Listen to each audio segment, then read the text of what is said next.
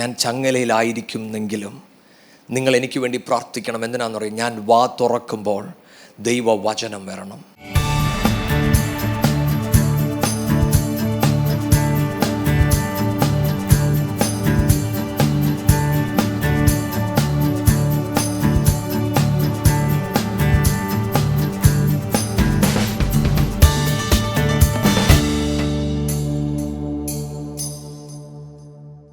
വലിയവനായ ദൈവത്തിന് മഹത്വമുണ്ടായിരിക്കട്ടെ. നമുക്ക് ഈ ഒരാഴ്ചയും കൂടെ ദൈവത്തെ ഇങ്ങനെ സ്തുതിക്കുവാൻ, ദൈവവചനം ധ്യാനിക്കാനൊക്കെ ദൈവം ഇങ്ങനൊരു അവസരം തന്നതിനായി ഞാൻ ദൈവത്തെ സ്തുതിക്കുന്നു. അല്പനേരത്തെ ചിന്തയ്ക്കായിട്ട് നമുക്ക് എഫേസ്യർ 6 അതിൻ്റെ 14 തൊട്ട് 20 വരെയുള്ള വാക്യങ്ങൾ വായിക്കാം. എഫേസ്യർ 6 14 തൊട്ട് 20 വരെയുള്ള വാക്യങ്ങൾ. നിങ്ങളുടെ അരയ്ക്ക് സത്യം കെട്ടിയും നീതി എന്ന കവചം ധരിച്ചും സമാധാന സുവിശേഷത്തിനായുള്ള ഒരുക്കം കാലിന് ചെരിപ്പാക്കിയും എല്ലാറ്റിനും മീതെ ദുഷ്ടൻ്റെ തീയമ്പുകളെയൊക്കെയും കെടുക്കുവാൻ തക്കതായ വിശ്വാസം എന്ന പരിച എടുത്തും കൊണ്ട് നിൽപ്പീൻ. രക്ഷ എന്ന ശിരസ്ത്രവും ദൈവവചനമെന്ന ആത്മാവിൻ്റെ വാളും കൈക്കൊള്ളുവീൻ. സകല പ്രാർത്ഥനയാലും യാചനയാലും ഏതു നേരത്തും ആത്മാവിൽ പ്രാർത്ഥിച്ചും അതിനായി ജാഗരിച്ചും കൊണ്ട് സകല വിശുദ്ധന്മാർക്കും എനിക്കും വേണ്ടി പ്രാർത്ഥനയിൽ പൂർണ്ണ സ്ഥിരത കാണിപ്പീൻ. ഞാൻ ചങ്ങല ധരിച്ച് സ്ഥാനാപതിയായി സേവിക്കുന്ന സുവിശേഷത്തിൻ്റെ മർമ്മം പ്രാഗൽഭ്യത്തോടെ അറിയിപ്പാൻ എൻ്റെ വായ് തുറക്കുമ്പോൾ എനിക്ക് വചനം നൽകപ്പെടേണ്ടതിനും ഞാൻ സംസാരിക്കേണ്ടും വണ്ണം അതിൽ പ്രാഗൽഭ്യത്തോടെ സംസാരിക്കേണ്ടതിനും പ്രാർത്ഥിപ്പീൻ. ആമേൻ. നമ്മൾ കഴിഞ്ഞ കുറച്ചാഴ്ചകളായിട്ട് നമ്മൾ എഫേസ്യ ലേഖനത്തിൽ നിന്ന് നമ്മൾ പഠിക്കുകയും ധ്യാനിക്കുകയും ഒക്കെ ചെയ്തു. ഞാൻ എപ്പോഴും പറയുന്നത് പോലെ നമ്മൾ ഈ എഫേസ്യ ലേഖനം പഠിക്കുമ്പോൾ നമ്മൾ കാണുന്നൊരു കാര്യമുണ്ട്. പൗലോസ് സാധാരണ തൻ്റെ രീതിയാകുന്ന പോലെ ആദ്യം താൻ ഉപദേശം പറഞ്ഞു തുടങ്ങും. ആ ഉപദേശം പറഞ്ഞു തുടങ്ങിയിട്ടാണ് നമ്മളെങ്ങനെയാണ് ജീവിക്കേണ്ടത് എന്ന് പറയുന്നത്. ഇത് പിന്നെയും ഇതെങ്ങനെ എടുത്തു പറയുന്നതിൻ്റെ കാരണം, നമ്മളും ദൈവത്തിൻ്റെ വചനം പഠിക്കുമ്പോൾ ധ്യാനിക്കുമ്പോൾ നമ്മുടെ അകത്ത് ഈ ബോധ്യമുണ്ടായിരിക്കണം, നമുക്ക് ദൈവികമായ ഉപദേശം ലഭിച്ചെങ്കിൽ മാത്രമേ ദൈവം ആഗ്രഹിക്കുന്ന നിലവാരത്തിൽ നമുക്ക് നടക്കുവാൻ കഴിയത്തുള്ളൂ. ഇന്ന് പലപ്പോഴും നമ്മൾ കാണുന്ന ഒരു കാര്യം, ഒന്നെങ്കിൽ ഉപദേശമില്ലെങ്കിൽ ദൈവ വഴിയിൽ നടക്കാൻ പറ്റത്തില്ല. അല്ലെങ്കിൽ മറ്റൊരു സൈഡിൽ നമ്മൾ കാണുന്നത് ദൈവഹിത പ്രകാരം നടക്കുവാൻ പറയും, പക്ഷേ ഉപദേശം കേൾക്കാറില്ല. എന്നാൽ ഒരു ബാലൻസ്ഡ് ക്രിസ്ത്യൻ ലൈഫ് എന്ന് പറയുന്നത് ദൈവിക ഉപദേശവും ക്രിസ്തീയ നടപ്പും കൂടെ ഒരുമിച്ച് കൂടുമ്പോഴാണ് ഒരു ബാലൻസ്ഡ് ക്രിസ്ത്യൻ ലൈഫ് ആകുന്നത്. നമ്മൾ ഈ ദൈവവചനം പഠിക്കുമ്പോൾ, എഫേസ്യ ലേഖനം പഠിക്കുമ്പോൾ നമ്മൾ കാണുന്നൊരു കാര്യമാണ്, പൗലോസ് പറഞ്ഞു തൊടുകയാണ്, വലിയവനായ ദൈവം എന്നെയും നിങ്ങളെയും തിരഞ്ഞെടുത്തു, എന്നിട്ട് ക്രിസ്തുവിനോടൊപ്പം നമ്മളെ സ്വർഗസിംഹാസനത്തിൽ ഇരുത്തി. അപ്പോൾ എഫേസ്യ ലേഖനം നമ്മൾ നോക്കിയാൽ ആദ്യം പറയുന്നത് നമ്മളെ ക്രിസ്തുവിൻ്റെ കൂടെ ഇരുത്തി എന്നാണ് പറയുന്നത്. അതിനുശേഷം പൗലോസ് പറഞ്ഞു തുടങ്ങുന്ന കാര്യമാണ്, ഞാനും നിങ്ങളും ദൈവത്തിന് യോഗ്യവണ്ണം നടക്കണം. അതുമാത്രമല്ല അവിടെ പറയുന്നത്, ഈ ലോകത്ത് ദൈവം വിളിച്ച വിളി തിരിച്ചറിഞ്ഞ് നമ്മൾ നടക്കുക മാത്രമല്ല, ദൈവിക സ്നേഹത്തിൽ നടക്കണം, ദൈവത്തിൻ്റെ വെളിച്ചത്തിൽ നടക്കണം, ദൈവഹിതം എന്ത് എന്ന് തിരിച്ചറിഞ്ഞുകൊണ്ട് നടക്കണം. അങ്ങനെ ഈ ലോകത്ത് ഞാനും നിങ്ങളും ദൈവഹിതപ്രകാരം നടക്കുമ്പോൾ ദൈവത്തിൻ്റെ വചനം പറയുന്നു, അല്ലെങ്കിൽ നമ്മൾ വായിച്ച ഈ ഭാഗം പറയുന്നു, നമുക്ക് ഒരു യുദ്ധക്കളമുണ്ട്, നമുക്കെതിരെ പോരാടുന്ന ഒരു ശക്തിയുണ്ട്. എല്ലാ ക്രിസ്തുവിനെ അനുഗമിക്കുന്ന ശിഷ്യന്മാരുടെയും ജീവിതത്തിൻ്റെ അകത്തൊരു പോരാട്ടം ഉണ്ട് എന്ന് ഞാനും നിങ്ങളും തിരിച്ചറിയണം. ക്രിസ്തുവിനെ അനുഗമിക്കുന്ന ഒരു ശിഷ്യനും പ്രശ്നങ്ങളില്ലാതിരിക്കത്തില്ല. നമ്മുടെയൊക്കെ ജീവിതത്തിൻ്റെ അകത്ത് പലവിധമായ പ്രയാസങ്ങൾ, പലവിധമായ വേദനകൾ, വിഷമങ്ങൾ വരുമ്പോൾ ദൈവത്തിൻ്റെ വചനം എന്നോടും നിങ്ങളോടും പറയുന്നത്, ദൈവം നമുക്കൊരു ആർമർ ഓഫ് ഗോഡ് തന്നിട്ടുണ്ട്. അത് ഞാൻ പോയി കണ്ടുപിടിക്കണ്ട, ദൈവം അത് ഓൾറെഡി തന്നിട്ടുണ്ട്. ഇന്ന് നമ്മൾ ഈ ദൈവവചനം ധ്യാനിക്കുമ്പോൾ ഈ ഒരു ഭാഗമാണ് നമ്മൾ ഒരുമിച്ച് ധ്യാനിക്കാൻ പോകുന്നത്. അതിൽ 14-ാമത്തെ വാക്യം നമ്മൾ വായിച്ചു തുടങ്ങിയത് ഇങ്ങനെയാണ്, നിങ്ങളുടെ അരയ്ക്ക് സത്യം കെട്ടുക.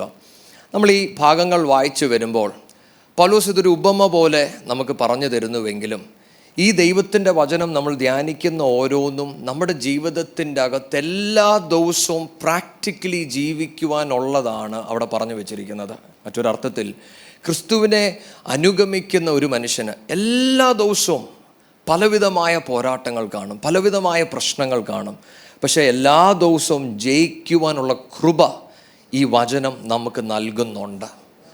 എന്നാൽ ഈ വചനത്തെ നമ്മൾ ധ്യാനിക്കുകയും ഈ വചനം പറയുന്നത് അനുസരിക്കുകയും ചെയ്യുമെങ്കിൽ നമ്മുടെ ക്രിസ്തീയ യാത്ര ഒരു വിജയകരമായ യാത്രയായിരിക്കും. വലിയവനായ ദൈവം നമ്മളെ വിളിച്ചത് തോൽക്കുവാൻ വേണ്ടിയല്ല, ഞാനും നിങ്ങളും ജയാളികളാണെന്നുള്ള ബോധ്യം നമ്മുടെ അകത്ത് ഇന്നുണ്ടാകട്ടെ എന്ന് ഞാൻ പ്രാർത്ഥിക്കുന്നു. നമുക്ക് 1 പത്രോസ് 1 അതിൻ്റെ 13 തൊട്ട് 16 വരെയുള്ള വാക്യങ്ങൾ വായിക്കാം. 1 പത്രോസ് 1 അതിൻ്റെ 13 തൊട്ട് 16 വരെയുള്ള വാക്യം. ആകയാൽ നിങ്ങളുടെ മനസ്സ് ഉറപ്പിച്ച് നിർമ്മതരായി യേശുക്രിസ്തുവിൻ്റെ പ്രത്യക്ഷതയെങ്കിൽ നിങ്ങൾക്ക് വരുവാനുള്ള കൃപയിൽ പൂർണ്ണ പ്രത്യാശ വെച്ചുകൊള്ളുവിൻ. പണ്ട് നിങ്ങളുടെ അജ്ഞാനകാലത്തുണ്ടായിരുന്ന മോഹങ്ങളെ മാതൃകയാക്കാതെ നിങ്ങളെ വിളിച്ച വിശുദ്ധന് ഒത്തവണ്ണം അനുസരണമുള്ള മക്കളായി എല്ലാ നടപ്പിലും വിശുദ്ധരാകുവിൻ. ഞാൻ വിശുദ്ധൻ ആകയാൽ നിങ്ങളും വിശുദ്ധരായിരിപ്പീൻ എന്ന് എഴുതിയിരിക്കുന്നുവല്ലോ. അടുത്ത വാക്യം കൂടെ.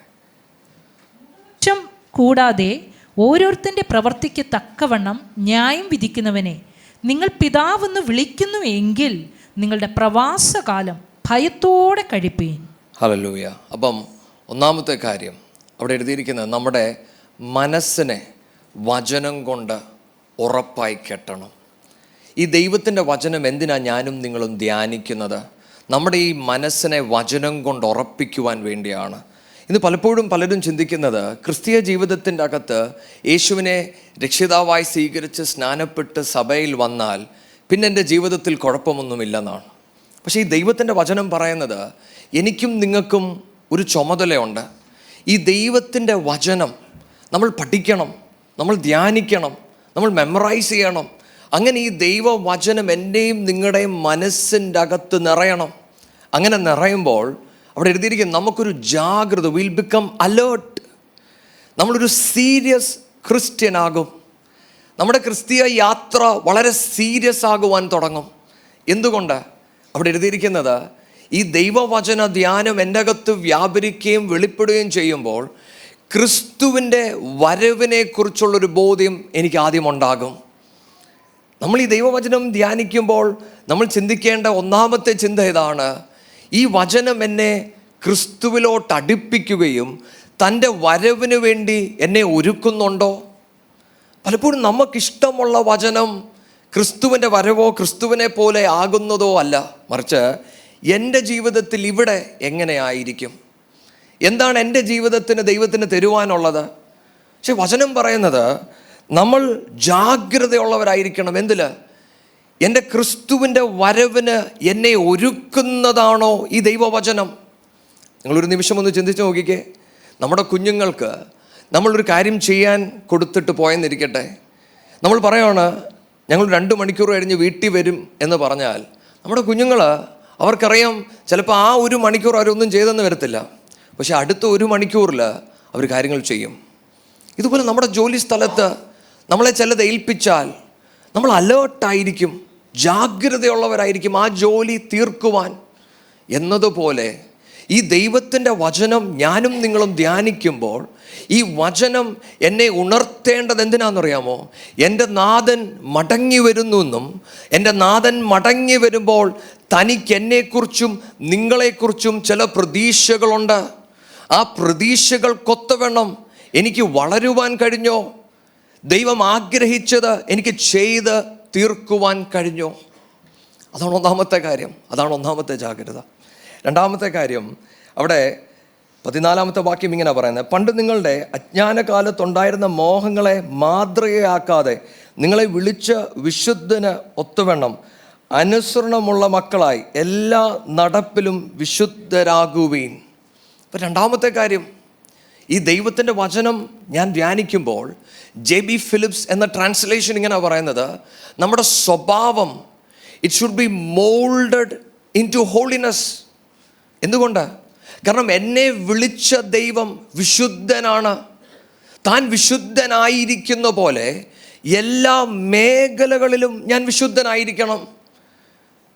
ഈ JB ഫിലിപ്സിൻ്റെ വേർഷൻ്റെ അത് പറയുന്നത്, in every department of your life you should follow holiness.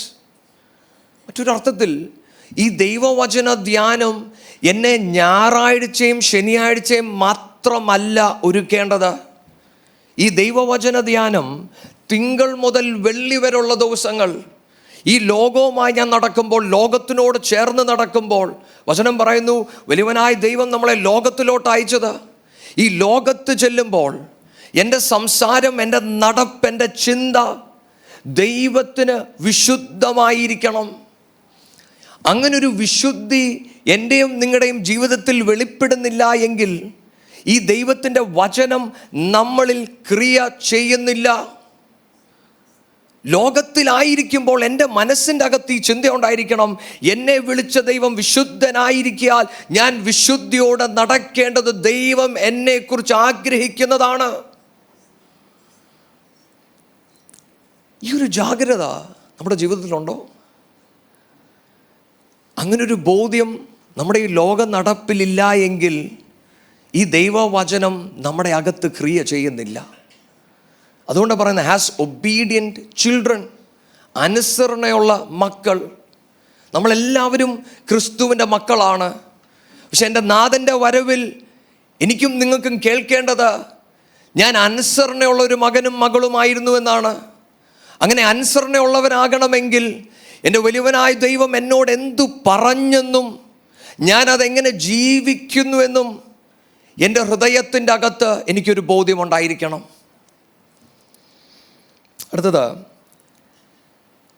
17-ാമത്തെ വാക്യം, മുഖപക്ഷം കൂടാതെ ഓരോരുത്തൻ്റെ പ്രവൃത്തിക്ക് തക്കവണ്ണം ന്യായം വിധിക്കുന്നവനെ നിങ്ങൾ പിതാവെന്ന് വിളിക്കുന്നുവെങ്കിൽ നിങ്ങളുടെ പ്രവാസകാലം ഭയത്തോടെ കഴിക്കുവിൻ. അപ്പോൾ ഒന്നാമത്തെ ജാഗ്രത, എൻ്റെ നാഥൻ മടങ്ങി വരുന്നു. രണ്ടാമത്തെ ജാഗ്രത, ഈ ലോകത്ത് ജീവിക്കുമ്പോൾ ലോകത്തിന് അനുരൂപമാകാതെ വിളിച്ച ദൈവത്തിന് വിശുദ്ധമാകുന്ന പ്രകാരം ഞാൻ ജീവിക്കണം. മൂന്നാമത്തേത്, എനിക്കൊരു പിതാവുണ്ട്. ഈ പിതാവിൻ്റെ സ്വഭാവം എന്താണെന്നറിയോ? മുഖപക്ഷം കൂടാതെ ന്യായം വിധിക്കുന്ന ഒരു ദൈവം. ചിലപ്പോഴൊക്കെ നമുക്ക് നമ്മുടെ പാട്ടുകളുടെ അകത്ത്, നമ്മുടെ പ്രസംഗങ്ങളുടെ അകത്ത് ദൈവസ്നേഹം നിറഞ്ഞു തുളുമ്പുമ്പം ചില സമയത്ത് നമുക്ക് തോന്നും ഞാനില്ലാതെ എൻ്റെ ദൈവത്തിനൊന്നും ചെയ്യുവാൻ പറ്റത്തില്ല. ദൈവം എന്നെ അത്രയേറെ സ്നേഹിക്കുന്നു. ദൈവമക്കൾ, അത് സത്യമാണ്. പക്ഷേ ഈ ദൈവവചനം ധ്യാനിക്കും തോറും നിങ്ങളുടെ അകത്ത് ഈ വചനം പ്രവർത്തിക്കണം. എന്താണെന്നറിയാമോ? ഞാൻ നിലവിളിക്കുന്ന, ഞാൻ ആശ്രയിക്കുന്ന ഈ പിതാവ് മുഖപക്ഷം കൂടാതെ എന്നെ ന്യായം വിധിക്കും. എൻ്റെ നാഥൻ മടങ്ങി വരുന്നു എന്ന ബോധ്യം മാത്രമല്ല, എൻ്റെ നാഥൻ മടങ്ങി വരുമ്പോൾ ഞാൻ ചെയ്തത്, ചിന്തിച്ചതിനെ നോക്കി ദൈവം ന്യായം വിധിക്കും. ന്യായവിധി എന്ന് കേൾക്കുമ്പോൾ ചിലപ്പോൾ നമുക്ക് പെട്ടെന്ന് അയ്യോ, ദൈവം എന്നെ ശിക്ഷിക്കുവാണോ? അല്ല, ദൈവം മടങ്ങി വരുന്നത് പാപികളെ ന്യായം വിധിക്കാൻ വേണ്ടിയാണ്, തൻ്റെ വിശുദ്ധന്മാരെ കൂട്ടിച്ചേർക്കുവാൻ വേണ്ടിയാണ് വരുന്നത്. പക്ഷെ നമ്മൾ ഈ ദൈവവചനം എന്തിനാ ധ്യാനിക്കുന്നത്? എൻ്റെ നാഥൻ മടങ്ങി വരുന്ന നാളിൽ നല്ലവനും വിശ്വസ്തനുമായ ദാസനെ എന്ന് കേൾക്കുവാനാ നമ്മൾ ഈ ദൈവവചനത്തിനൊത്തവണ്ണം ഒരുങ്ങേണ്ടത്. ഇന്ന് ഈ ദൈവവചനം ധ്യാനിക്കുമ്പോൾ ഞാനും നിങ്ങളും ജാഗ്രതയുള്ളവരായിരിക്കണം. എന്താണെന്നറിയാമോ? എന്തെങ്കിലും ചെയ്തിട്ട് അങ്ങ് പോകുകയല്ല, ദൈവം പ്രതീക്ഷിക്കുന്നത് പോലെ ഞാൻ ചെയ്യുവാൻ എനിക്ക് കഴിയണം. എൻ്റെ മുടിക്ക് എൻ്റെ നാഥൻ എണ്ണമുണ്ടെങ്കിൽ എന്നെ വിളിച്ച ദൈവത്തിന് എൻ്റെ ജീവിതത്തെക്കുറിച്ചും ദൈവത്തിന് എണ്ണമുണ്ട്. ഞാൻ പറയുന്നത് നിങ്ങൾക്ക് മനസ്സിലാവുന്നുണ്ടോ? എങ്ങനെങ്കിലും ആരാധനയ്ക്ക് വന്നൊരു ആരാധന കൂടിപ്പോകുന്നതല്ല. ദൈവം എന്നെയും നിങ്ങളെയും കുറിച്ച് എന്ത് പ്രതീക്ഷിച്ചോ അത് മൊത്തവും ചെയ്ത് തീർക്കുവാൻ നമുക്ക് കഴിയണം. അത് നമ്മുടെ പ്രാർത്ഥനയായിരിക്കണം. അതിനായിരിക്കണം നമ്മൾ ഒരുങ്ങേണ്ടത്. തീർന്നില്ല. അവിടെ അടുത്ത് പറയുന്നത്, അടുത്ത് ഞാൻ എന്തിന് ജാഗ്രതയുള്ളവനായിരിക്കണമെന്നറിയാമോ? ഈ ലോകത്ത് ഞാൻ ജീവിക്കുമ്പോൾ ഭയത്തോടെ ഞാൻ ജീവിക്കണം. ഈ ഭൂമിയിലുള്ള എൻ്റെ യാത്ര, ഈ ദൈവവചനം ധ്യാനിക്കുമ്പോൾ എൻ്റെ അകത്തൊരു ഭയം.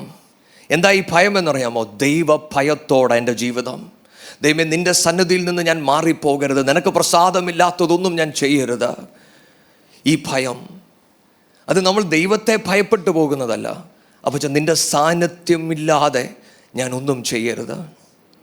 മോശ പറയുന്നത് പോലെ, അപ്പോൾ അങ്ങ് ഞങ്ങളുടെ കൂടെ വന്നില്ലെങ്കിൽ ഞാൻ പോകത്തില്ല. ഞാൻ ഈ പറയുന്ന വചനം പല പ്രാവശ്യം കേട്ടിട്ടുണ്ടായിരിക്കാം.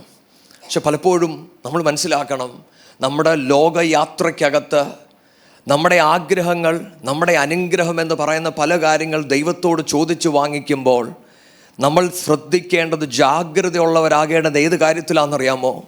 ഈ തരുന്ന ഈ അനുഗ്രഹത്തിലെല്ലാം ദൈവ സാന്നിധ്യം എൻ്റെ കൂടെയുണ്ടോ? കാരണം ഇസ്രായേൽ ജനത്തോട് പറഞ്ഞു, ഞാനൊരു ദൂതനെ നിങ്ങൾക്ക് അയച്ചേക്കാം, പറഞ്ഞ വാഗ്ദത്തം നിറവേറും, നിങ്ങളോട് പറഞ്ഞ ദേശത്ത് നിങ്ങൾ എത്തിച്ചേരും, നിങ്ങൾക്ക് സുരക്ഷ ഉണ്ടായിരിക്കും. പക്ഷെ ഒന്നും മാത്രമേ കുറവുള്ളൂ. എന്താണെന്നറിയാമോ? ഞാൻ നിങ്ങളുടെ കൂടെ വരികയില്ല. വചനം പറയുന്നത്, ഇസ്രായേൽ ജനം ഹൃദയം വേദനിച്ച് അന്ന് പ്രാർത്ഥിച്ചു.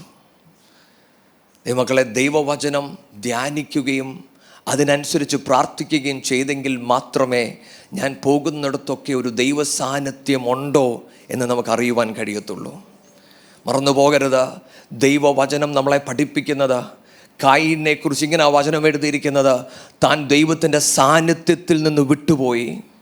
എന്നാൽ അതേ ഭാഗത്ത് കായീൻ ഒരു വലിയ പട്ടണം പണിതു എന്ന് വചനത്തിൽ എഴുതിയിട്ടുണ്ട്.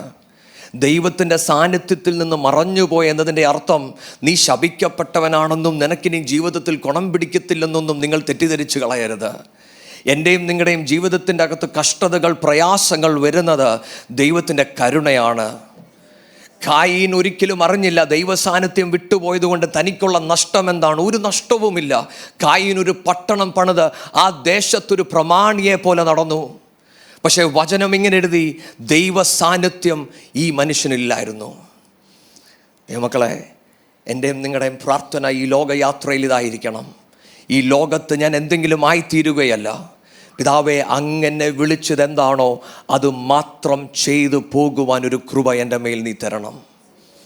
വലിയ കാര്യങ്ങൾ ചെയ്തിട്ട് ദൈവ സാന്നിധ്യമില്ലാത്തൊരു മനുഷ്യനെന്ന് കേൾക്കുന്നതിനേക്കാൾ നല്ലത് ദൈവം പറഞ്ഞതൊന്നാണെങ്കിൽ ആ ഒരു കാര്യം പറഞ്ഞ് ദൈവത്തെ മുഖത്തോട് മുഖം കാണുന്നതാണ് ശ്രേഷ്ഠത. ഇനി ദൈവസന്നിധിയിൽ ഈ ദൈവവചനം ധ്യാനിക്കുമ്പോൾ നമുക്ക് ദൈവസന്നിധിയിൽ പ്രാർത്ഥിക്കാം. പിതാവേ, ജാഗ്രതയോടെ നടക്കുവാൻ ദൈവവചനം അപജൻ്റെ അകത്ത് പ്രവർത്തിക്കണം. ഓരോ ദിവസവും ഈ വചനം എടുത്ത് ധ്യാനിക്കുമ്പോൾ ഈ വചനത്തെ കെട്ടി പ്രാർത്ഥിക്കണം. എന്തിനാണെന്നറിയാമോ?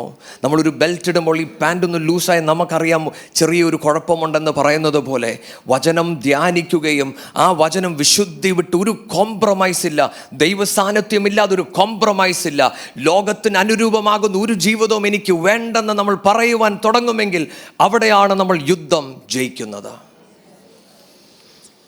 രണ്ടാമത്, the breast plate of righteousness, നീതി എന്ന കവചം. ദൈവത്തിൻ്റെ വചനം ധ്യാനിക്കുമ്പോൾ നമ്മളിവിടെ കാണുന്നൊരു ഭാഗമുണ്ട്. ഞാനും നിങ്ങളും പാപികളായിരുന്നു, നമ്മുടെ പാപം ക്രിസ്തു വഹിച്ചു. അങ്ങനെ ക്രിസ്തു ആ പാപം വഹിച്ചപ്പോൾ ഞാനും നിങ്ങളും നീതിമാന്മാരായി. എൻ്റെയും നിങ്ങളുടെയും ശ്രേഷ്ഠതയല്ല, നമ്മളെന്തെങ്കിലും നല്ല പ്രവൃത്തികൾ ചെയ്തത് കൊണ്ടല്ല. ഒന്നുമില്ലായിരുന്ന ഞാനും നിങ്ങളും ഈ വലിയവനായ ദൈവസന്നിധിയിൽ വന്ന്, അപ്പാ അങ്ങ് മാത്രം മതിയെന്നും അങ്ങൻ്റെ ജീവിതത്തിൽ വരണമെന്ന് നമ്മൾ പ്രാർത്ഥിക്കുമ്പോൾ വലിയവനായ ദൈവം തൻ്റെ നീതി നമുക്ക് വെളിപ്പെടുത്തി തന്നു. മറ്റൊരർത്ഥത്തിൽ നമുക്ക് പൊസിഷണൽ റൈച്ചസ്നസ് ലഭിച്ചു. അതുകൊണ്ടാണ് നമ്മൾ നേരത്തെ എഫേസ്യ ലേഖനം 4 പഠിച്ചപ്പോൾ നമ്മളിങ്ങനെ വായിച്ചു, നമ്മുടെ പഴയ മനുഷ്യനെ നമ്മൾ ഉരിഞ്ഞു കളഞ്ഞിട്ട് പുതിയ മനുഷ്യനെ ധരിക്കണം. ഈ പുതു മനുഷ്യനെക്കുറിച്ച് ഇങ്ങനെ പറയുന്നത്, നീതിയാലും വിശുദ്ധിയാലും സൃഷ്ടിക്കപ്പെട്ട പുതിയ മനുഷ്യൻ. ദൈവമക്കളെ, നിങ്ങൾ തിരിച്ചറിയണം, ഞാനും നിങ്ങളും ഈ യേശുവിനെ അനുഗമിക്കുവാൻ തുടങ്ങുമ്പോൾ വലിയവനായ ദൈവം എന്നോടും നിങ്ങളോടും വിശുദ്ധിയോടെ നടക്കുക എന്ന് പറഞ്ഞതിൻ്റെ അർത്ഥം നമ്മൾ പരിശ്രമിക്കണമെന്നല്ല. ഈ പുതു മനുഷ്യനാൽ ധരിക്കപ്പെട്ടതുകൊണ്ട് വചനം ഇങ്ങനെ പറയുന്നു, നമ്മൾ നീതിക്കായി ദാഹിക്കുന്നവരായി മാറും. അത് ദൈവിക സ്വഭാവമാണ്. ഇതുകൊണ്ടാണ് നേരത്തെ ക്രിസ്തുവിനെ അറിയുന്നതിനു മുന്നേ ഞാൻ പല നീതി പ്രവർത്തികൾ ചെയ്തപ്പോൾ അതൊന്നും എന്നെ ക്രിസ്തുവിലോട്ട് അടുപ്പിക്കാതിരുന്നപ്പോൾ, ക്രിസ്തുവിൻ്റെ അരികിൽ വന്നു കഴിഞ്ഞപ്പോൾ നീതിക്കായി വിശുദ്ധിക്കായി ഒരു വലിയ ദാഹം എൻ്റെ അകത്ത് വെളിപ്പെടുവാൻ തുടങ്ങി. ഇന്ന് ഈ ദൈവവചനം ധ്യാനിക്കുമ്പോൾ ഞാൻ നിങ്ങളോട് ചോദിക്കട്ടെ, നീതിക്കായി വിശുദ്ധിക്കായി ഒരു ദാഹം നിങ്ങളുടെ അകത്തുണ്ടോ? അങ്ങനെ ഒരു ദാഹം വെളിപ്പെടുന്നില്ലെങ്കിൽ നമ്മളെ തന്നെ ദൈവസന്നിധിയിൽ ഒന്ന് സറണ്ടർ ചെയ്യണം. എവിടെയെങ്കിലും മാനസാന്തരപ്പെടുവാനുണ്ടെങ്കിൽ ദൈവത്തോട് പറയണം, പിതാവേ, ആ ദാഹം എനിക്ക് നഷ്ടപ്പെട്ടു പോകുന്നു. ഈ പുതു മനുഷ്യനെ ധരിക്കുവാൻ വി ആർ റെസ്പോൺസിബിൾ. വായിക്കാം ഒരു വാക്യം കൂടെ, 1 യോഹന്നാൻ 3 അതിൻ്റെ 6-7 വാക്യം. 1 John 3:6-7. അവനിൽ വസിക്കുന്നവൻ ആരും പാപം ചെയ്യുന്നില്ല. പാപം ചെയ്യുന്നവൻ ആരും അവനെ കണ്ടിട്ടില്ല, അറിഞ്ഞിട്ടുമില്ല. കുഞ്ഞുങ്ങളെ, ആരും നിങ്ങളെ തെറ്റിക്കരുത്. അവൻ നീതിമാനായിരിക്കുന്നത് പോലെ നീതി ചെയ്യുന്നവൻ നീതിമാൻ ആകുന്നു. 7ാമത്തെ വാക്യം ഇങ്ങനെ പറയുന്നത്, കുഞ്ഞുങ്ങളെ, ആരും നിങ്ങളെ തെറ്റിക്കരുത്. അവൻ നീതിമാൻ ആയിരിക്കുന്നത് പോലെ നീതി ചെയ്യുന്നവൻ നീതിമാൻ ആകുന്നു. ഇംഗ്ലീഷിൻ്റെ അകത്ത് ഇങ്ങനെ എഴുതിയിരിക്കുന്നത്, those who practice righteousness is righteous. നീതി ചെയ്യുന്നതല്ല, അഭ്യസിക്കുന്നവർ. എന്തുകൊണ്ടാണ് ഞാനും നിങ്ങളും നീതി അഭ്യസിക്കുന്നത്?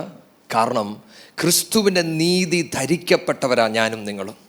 ഒരു ഉദാഹരണം പറഞ്ഞാൽ, ക്രിസ്തുവിനെ അറിയുന്നതിന് മുന്നേ ഒരുപക്ഷെ ഞാൻ പല കാര്യങ്ങളിൽ കള്ളത്തരം പറയുമായിരിക്കാം. പക്ഷേ ആ കള്ളത്തരം പറയുമ്പോൾ എനിക്കങ്ങനെ വലിയ പ്രശ്നമായിട്ടൊന്നും തോന്നത്തില്ല. കാരണം എൻ്റെ ആവശ്യത്തിന് വേണ്ടി, അല്ലെ അങ്ങനെ ഒരു സാഹചര്യത്തിൽ ഞാൻ കള്ളത്തരം പറഞ്ഞു, അത്രേ എൻ്റെ മനസ്സിലുള്ളൂ. പക്ഷേ ക്രിസ്തുവിനെ അറിഞ്ഞു കഴിഞ്ഞപ്പോൾ ഞാൻ എൻ്റേതായ പല ചിന്തകളുണ്ടെങ്കിലും എന്നിൽ വസിക്കുന്ന പരിശുദ്ധാത്മാവ് എന്നെ കൺവിക്റ്റ് ചെയ്യും. കുഞ്ഞെ, നീ പറഞ്ഞത് കള്ളത്തരമാണ്. അത് നിൻ്റെ ആവശ്യമാകട്ടെ, നിൻ്റെ ഇഷ്ടമാകട്ടെ, എന്തുമാകട്ടെ, വിശുദ്ധി അല്ലാത്ത കാര്യത്തിന് പരിശുദ്ധാത്മാവ് നമ്മളെ കൺവിക്റ്റ് ചെയ്യും. അതിനാണ് ആത്മാവിനെ നമുക്ക് തന്നിരിക്കുന്നത്. പക്ഷെ ഇന്ന് പലപ്പോഴും നമ്മുടെ മനസ്സിലെ ഒരു ചിന്ത, പരിശുദ്ധാത്മാവിനെ തന്നത് മറ്റു പല ആവശ്യങ്ങൾക്ക് വേണ്ടിയാണ്. പരിശുദ്ധാത്മാവിൻ്റെ ഏറ്റവും വലിയ ആവശ്യം, he convicts you about sin. ഞാനും നിങ്ങളും ഈ ലോകത്ത് നടക്കുമ്പോൾ ആത്മാവ് നമ്മളോട് ഇടപെടും. അങ്ങനെ ആത്മാവ് ഇടപെടുമ്പോൾ നമ്മൾ ദൈവസന്നിധിയിൽ പ്രാർത്ഥിക്കണം, പിതാവേ, ഞാൻ ചെയ്ത് തെറ്റിപ്പോയി, ലോർഡ് ഐ എം സോറി എന്ന് പറഞ്ഞ് ഒരിക്കൽ കൂടെ നമ്മൾ നമ്മുടെ ജീവിതത്തെ സമർപ്പിച്ചു കൊടുക്കണം. അപ്പച്ചനോട് പറയണം, അപ്പാ, ഗിവ് മീ ദ ഗ്രേസ്. അതാണ് പ്രാക്ടീസ് എന്ന് പറയുന്നത്. എന്ന് പറഞ്ഞാൽ ഒരു അവസരവും കൂടെ എനിക്ക് തരും. അങ്ങനെ ഞാൻ ഒന്നുകൂടെ കള്ളത്തരം പറയാതെ ജീവിക്കുവാൻ ഞാൻ പരിശ്രമിക്കും. അങ്ങനെ അതെൻ്റെ ഒരു ലൈഫ് സ്റ്റൈലാകുമ്പോൾ അവിടെയാണ് വചനം പറയുന്നത്, ദെൻ യു ആർ റൈച്ചസ്. പക്ഷേ അതിന് മുന്നിലത്തെ വാക്യത്തിൻ്റെ അകത്ത് പറയുന്നത്, ക്രിസ്തുവിൽ വസിക്കുന്ന ഒരാൾ അവൻ പാപം ചെയ്യുകയില്ല. പാപം ചെയ്താലോ അവൻ ദൈവത്തെ കണ്ടിട്ടുമില്ല, അറിഞ്ഞിട്ടുമില്ല. ഇതെന്തിനാണ് ഈ വചനം നമുക്ക് പറഞ്ഞു തരുന്നതെന്നറിയാമോ? കാരണം ഒരാൾ പ്രസംഗിക്കുന്നത് കൊണ്ടോ പ്രവചിക്കുന്നത് കൊണ്ടോ അത്ഭുതം ചെയ്യുന്നത് കൊണ്ടോ അല്ലെങ്കിൽ ദൈവം ഇറങ്ങി വന്ന് സംസാരിച്ചെന്ന് പറഞ്ഞാലും അവരുടെ ജീവിതത്തിൻ്റെ അകത്ത് പാപം നിങ്ങൾ കണ്ടാൽ അതിൻ്റെ അർത്ഥം അവർ ദൈവത്തിൽ വസിക്കുന്നില്ല. എന്താണ് ദൈവത്തിൽ വസിക്കുക എന്ന് പറഞ്ഞാൽ? അവർ ദൈവത്തെ കണ്ടിട്ടുമില്ല, അവർ ദൈവത്തെ അറിഞ്ഞിട്ടുമില്ല. ദൈവത്തെ കണ്ടു എന്ന് പറയുന്ന ഒരാൾക്ക് ഒരിക്കലും പാപത്തിൽ വസിക്കുവാൻ കഴിയത്തില്ല. എൻ്റെയും നിങ്ങളുടെയും ക്രിസ്തീയ യാത്രയ്ക്കകത്ത് ദൈവം ആഗ്രഹിക്കുന്ന നിലവാരത്തിൽ നമ്മൾ നടക്കുവാൻ തുടങ്ങുമ്പോൾ നമ്മൾ പലവിധമായ പാപത്തിൽ വീണു എന്ന് വരാം. അതെന്തുകൊണ്ടാണ്? നമ്മൾ നടക്കുവാൻ പഠിക്കുകയാണ്. പക്ഷേ ദൈവത്തിൽ വസിക്കുന്ന, ദൈവത്തെ അനുഗമിക്കുന്ന ഒരു ശിഷ്യൻ, അവൻ്റെ ജീവിതത്തിൻ്റെ അകത്ത് പാപം അവൻ്റെ ലൈഫ് സ്റ്റൈലാണെങ്കിൽ നിശ്ചയമായും അവൻ ദൈവത്തെ കണ്ടിട്ടില്ല. പലപ്പോഴും ഇത് നമുക്ക് ഭയങ്കര ബുദ്ധിമുട്ടാണ് മനസ്സിലാക്കാൻ. അതുകൊണ്ടാണ് വചനം അവിടെ എഴുതിയത്, നിങ്ങൾ വഞ്ചിക്കപ്പെട്ടു പോകരുത്. കാരണം ആരെങ്കിലും നിങ്ങളോട് അവരുടെ പ്രവചനവും അത്ഭുതവും ഒക്കെ കണ്ട് നിങ്ങളുടെ കണ്ണ് മഞ്ഞളിച്ചു പോകരുത്. പാപമുണ്ടെങ്കിൽ അതിൻ്റെ അർത്ഥം അവർ ദൈവത്തെ കാണുന്നില്ല, അവർ ദൈവത്തെ അറിയുന്നില്ല. ഇന്ന് എന്നെയും നിങ്ങളെയും നോക്കി ലോകം പറയാൻ ഇടവരരുത്, ഇവൻ ദൈവത്തെ അറിയാമെന്നാ പറയുന്നത്, കണ്ടിട്ടുണ്ടെന്നാ പറയുന്നത്. പക്ഷേ ജീവിതം ദൈവഹിത പ്രകാരമല്ല. ദൈവവചനം നമ്മുടെ മനസ്സുകളിൽ നിറഞ്ഞാൽ അത് നമ്മുടെ ജീവിതത്തിൽ വെളിപ്പെട്ട് വരണം. അതാണ് കവചം. എന്നെയും നിങ്ങളെയും ഈ ലോകം കാണുമ്പോൾ അവർ പറയണം, ഇവർ ദൈവത്തിൻ്റെ നീതിയാലാ ജീവിക്കുന്നത്. അത് ഞാൻ പ്രസംഗിക്കുന്നത് കൊണ്ടല്ല, അത് ഞാൻ ഞായറാഴ്ച പള്ളിയിൽ പോകുന്നത് കൊണ്ടല്ല. ഈ ലോകത്ത് ഞാൻ നടക്കുമ്പോൾ എന്നെ കാണുന്നവർക്ക് കാണുന്ന ചില കാര്യമുണ്ട്. Your character, your integrity, your truthfulness. ഇത് കാണുന്നവർക്ക് മനസ്സിലാകും ഇവൻ ക്രിസ്തുവിനെ അനുഗമിക്കുന്ന ഒരു ശിഷ്യനാണ്. ഇനി ഈ ദൈവവചനം ധ്യാനിക്കുമ്പോൾ നമുക്ക് നമ്മളെ ഒന്ന് ശോധന ചെയ്ത് നോക്കാം. നമ്മുടെ കൂടുള്ളവർ നമ്മളെക്കുറിച്ച് എന്താണ് സാക്ഷി പറയുന്നത്? അവർ ക്രിസ്തുവിനെ കാണുന്നുണ്ടോ? അതോ നമ്മളെ കാണുമ്പോൾ നീയും ഒരു വിശ്വാസിയാണോ എന്ന് ചോദിക്കുന്നുണ്ടോ? ഇല്ലേ? ചിലവർ ഞായറാഴ്ച പള്ളിയിൽ പോകുന്നെന്ന് പറയും. അവർ എവിടെ പോകുന്ന? പള്ളി പോകുന്നു. ആ, വിശ്വാസിയാ? അവരറിഞ്ഞില്ല. മക്കളെ, നമ്മളിടുന്ന വസ്ത്രമോ നമ്മളൊരു ഞായറാഴ്ച മാറിയിരിക്കുന്നതും അല്ല ലോകം നമ്മളെ തിരിച്ചറിയുന്നത്. നമ്മൾ അവരോട് ചേർന്ന് നടക്കുമ്പോൾ, നമ്മൾ അവരോടൊപ്പം നടക്കുമ്പോൾ നമ്മുടെ ജീവിതത്തിലുള്ള വേർപാട്.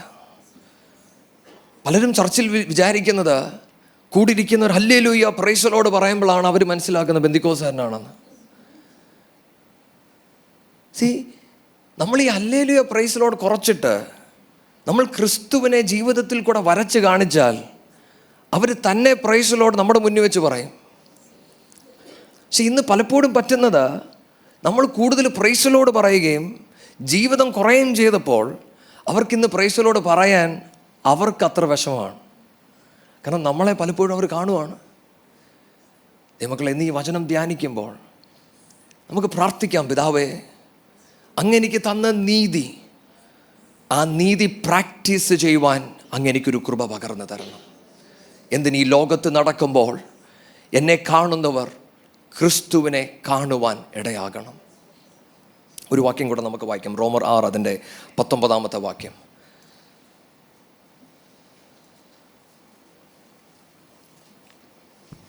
നിങ്ങളുടെ ജഡത്തിൻ്റെ ബലഹീനത നിമിത്തം ഞാൻ മാനുഷ്യ രീതിയിൽ പറയുന്നു, നിങ്ങളുടെ അവയവങ്ങളെ അധർമ്മത്തിനായി അശുദ്ധിക്കും അധർമ്മത്തിനും അടിമകളാക്കി സമർപ്പിച്ചതുപോലെ ഇപ്പോൾ നിങ്ങളുടെ അവയവങ്ങളെ വിശുദ്ധീകരണത്തിനായി നീതിക്ക് അടിമകളാക്കി സമർപ്പിപ്പീൻ. ഹല്ലേലൂയ.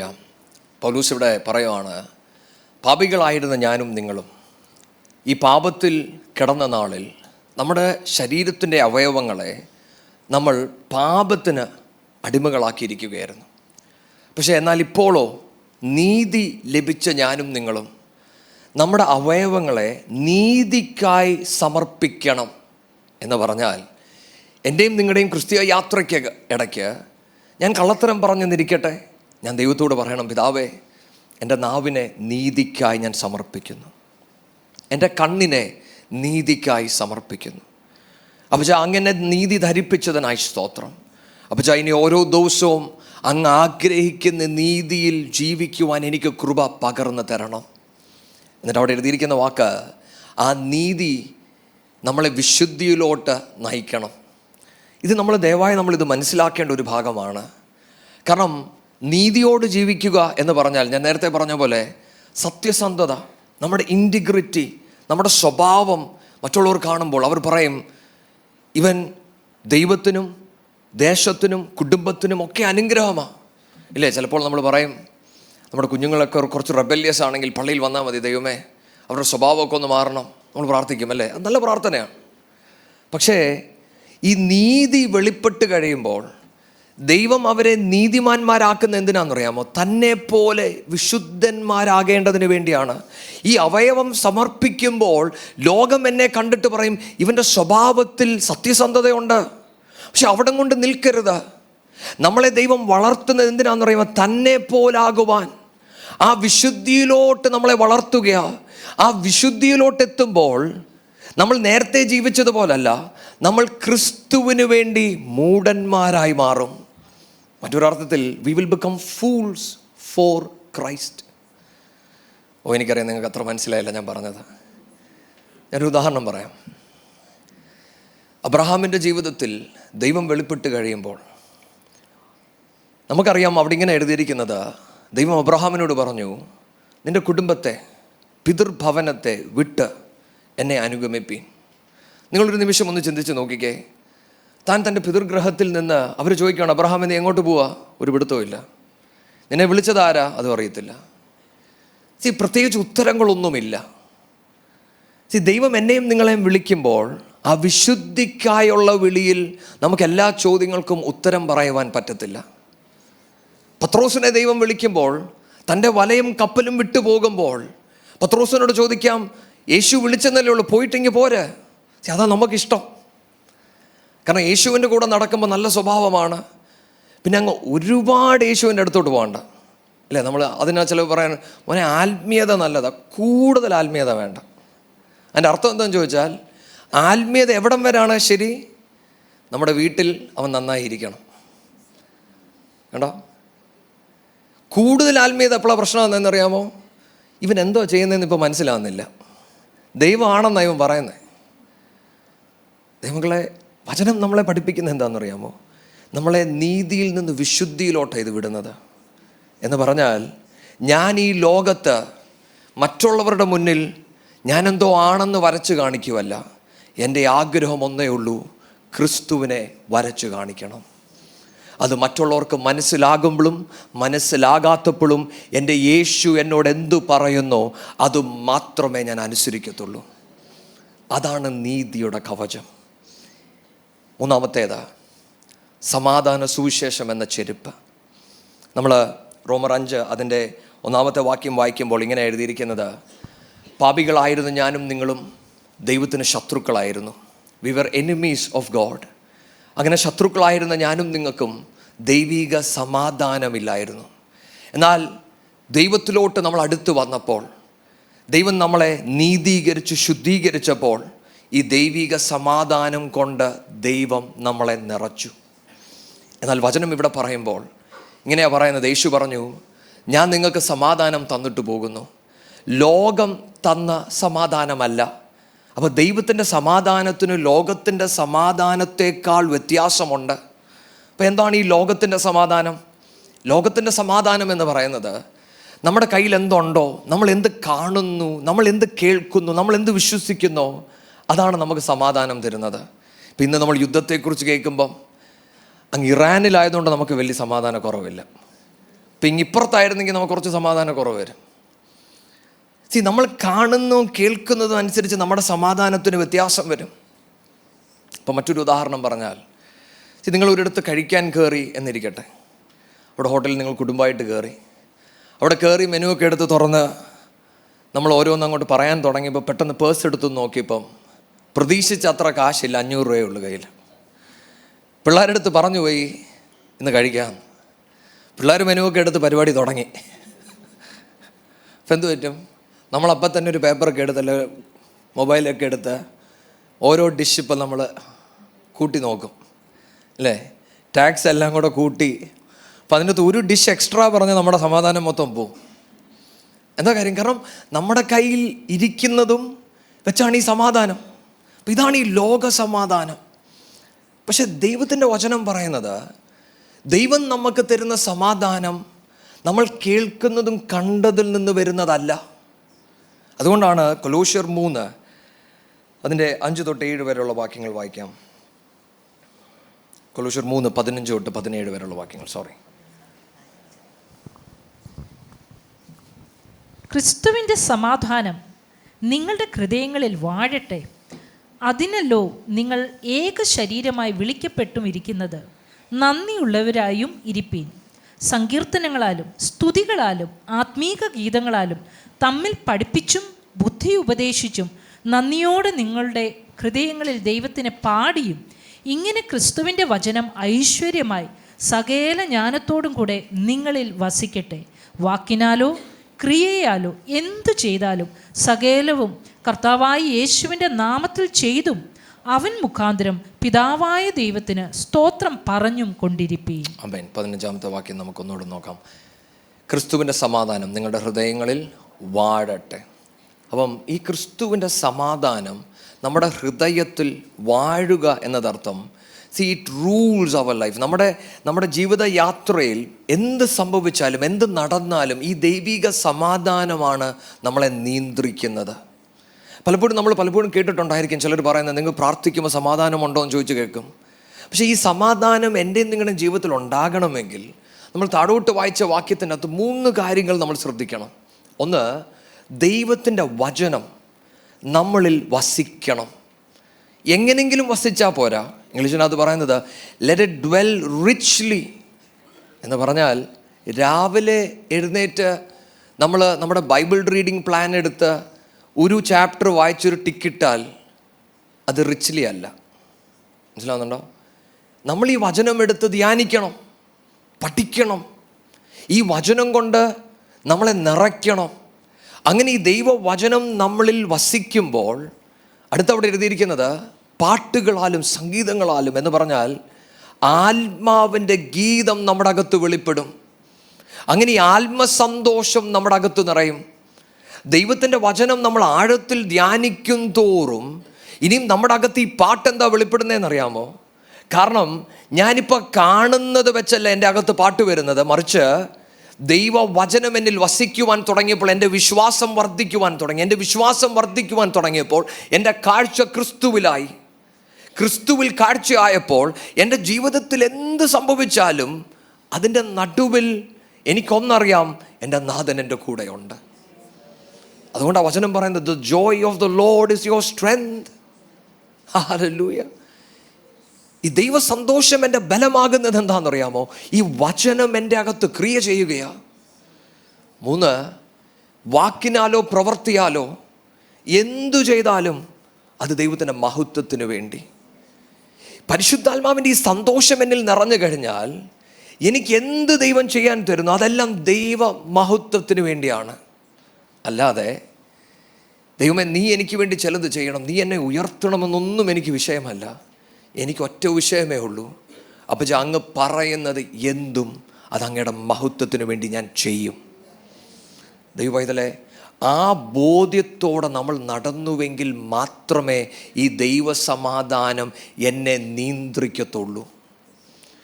ഇന്ന് ഈ ദൈവവചനം ധ്യാനിക്കുമ്പോൾ ഞാനും നിങ്ങളും പ്രാർത്ഥിക്കേണ്ടത് അതാണ്. എന്തുകൊണ്ടാണ് ഈ ദൈവിക സമാധാനം നമുക്കില്ലാത്തത്? ഈ ദൈവവചനത്തിൽ നമുക്ക് വസിക്കുവാൻ കഴിയുന്നില്ല. നമ്മൾ ചെറിയ കുറച്ച് വചനം, ഒരു ഞായറാഴ്ച വചനം കേട്ടിട്ട് നമ്മൾ പോയാൽ ദൈവസമാധാനം നമുക്കറിയാൻ പറ്റത്തില്ല. ഇനിയും ഈ ദൈവവചനം നമ്മുടെ അകത്ത് നിറയുമ്പോൾ, ഈ ആത്മാവിൻ്റെ സന്തോഷം നമ്മുടെ അകത്ത് വ്യാപരിക്കുമ്പോൾ, ആത്മാവിന് ഇഷ്ടമില്ലാത്തതൊന്നും ചെയ്യാതിരിക്കുവാൻ നമ്മൾ സൂക്ഷിക്കണം. അതുകൊണ്ട് അവിടെ പറഞ്ഞത്, എൻ്റെ വാക്കാകട്ടെ എൻ്റെ പ്രവൃത്തിയാകട്ടെ അത് ദൈവത്തിന് മഹത്വം വരുത്തുന്നതായിരിക്കണം. മറ്റൊരർത്ഥത്തിൽ ഞാൻ വളരെ ശ്രദ്ധയോട് വേണം ജീവിക്കുവാൻ. എൻ്റെ ജീവിതത്തിൽ ഞാൻ നോക്കേണ്ടത് എന്താണെന്നറിയാമോ? എന്നിലുള്ള ഈ സന്തോഷം നഷ്ടപ്പെടുത്തി കളയുന്ന ഒന്നും എൻ്റെ ജീവിതത്തിൽ ഉണ്ടാകാൻ പാടില്ല. അങ്ങനെ വന്നെങ്കിൽ മാത്രമേ ഫിലിപ്പിയർ 4 അതിൻ്റെ 7-ാമത്തെ വാക്യം കൂടെ നമുക്ക് വായിക്കാം.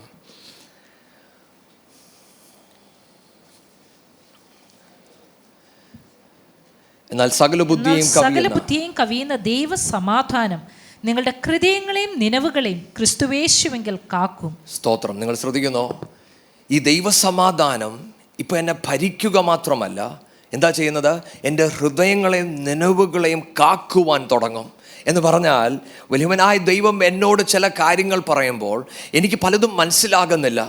ദൈവം എന്താണ് എന്നോട് ഇടപെടുന്നതെന്ന് എനിക്ക് മനസ്സിലാകത്തില്ല. പക്ഷേ ഈ സമാധാനം എൻ്റെ അകത്തില്ലെങ്കിൽ, എൻ്റെ ഹൃദയത്തിൻ്റെ അകത്ത്, എൻ്റെ നിലവുകളുടെ അകത്ത് പിശാച് പലതും പറയുവാൻ തുടങ്ങും. ഇത് പലതും കേൾക്കുമ്പോൾ എൻ്റെ അകത്തൊരു ഭയമുണ്ടാകും. അങ്ങനെ ദൈവിക സമാധാനത്തിൽ നിന്ന് ഞാനങ്ങ് മാറും. ഈ സമാധാനം എനിക്ക് ലഭിച്ചില്ലെങ്കിൽ എനിക്ക് എന്ത് പറ്റും? ഈ സുവിശേഷ ചെരുപ്പ് കാലുകളിലില്ലാത്തത് കൊണ്ട് ദൈവം പറയുന്നിടത്ത് ഞാൻ പോകത്തില്ല. ദൈവം പറയുന്നത് ഞാൻ അനുസരിക്കത്തില്ല. കാരണം എന്താ? കാരണം എനിക്ക് ചിലത് കാണാൻ പറ്റുന്നില്ല. എനിക്ക് ഞാൻ പറയുന്ന ലോജിക്കിനനുസരിച്ച് പലതും എനിക്ക് മനസ്സിലാകുന്നില്ല. പക്ഷെ അവിടെയാണ് പരിശുദ്ധാത്മാവ് പറയുന്നത്, ഈ ദൈവിക സമാധാനം എന്നിൽ നിറഞ്ഞാൽ ദൈവം എന്നെ വിളിക്കുന്നിടത്ത് പോകുവാൻ എൻ്റെ കാലുകൾ തയ്യാറാകുവാൻ തുടങ്ങും. ഞാനൊരു ഉദാഹരണം പറയാം. ഒരുപക്ഷെ ഞാനിത് നേരത്തെ പറഞ്ഞിട്ടുള്ളതാണെങ്കിലും ഈ വചനത്തോട് ഇത് ചേർന്ന് പോകുന്നത് കൊണ്ട് ഞാൻ ഈ ഭാഗം പറയട്ടെ. ഗ്ലാഡിസ് ഐൽവേർഡ് എന്ന് പറഞ്ഞ ഒരു സുവിശേഷക താൻ ചൈനയിൽ ശുശ്രൂഷിക്കുന്ന സമയത്ത് അവിടെ ചൈനയും ജപ്പാനുമായി ഒരു യുദ്ധമുണ്ടായി. ആ യുദ്ധത്തിൻ്റെ സമയത്ത് തനിക്ക് ഒരുപാട് പ്രായമുണ്ട്. പരിശുദ്ധാത്മാവ് തന്നോട് പറഞ്ഞു, ഒരു മല കയറി നീ പോകണം.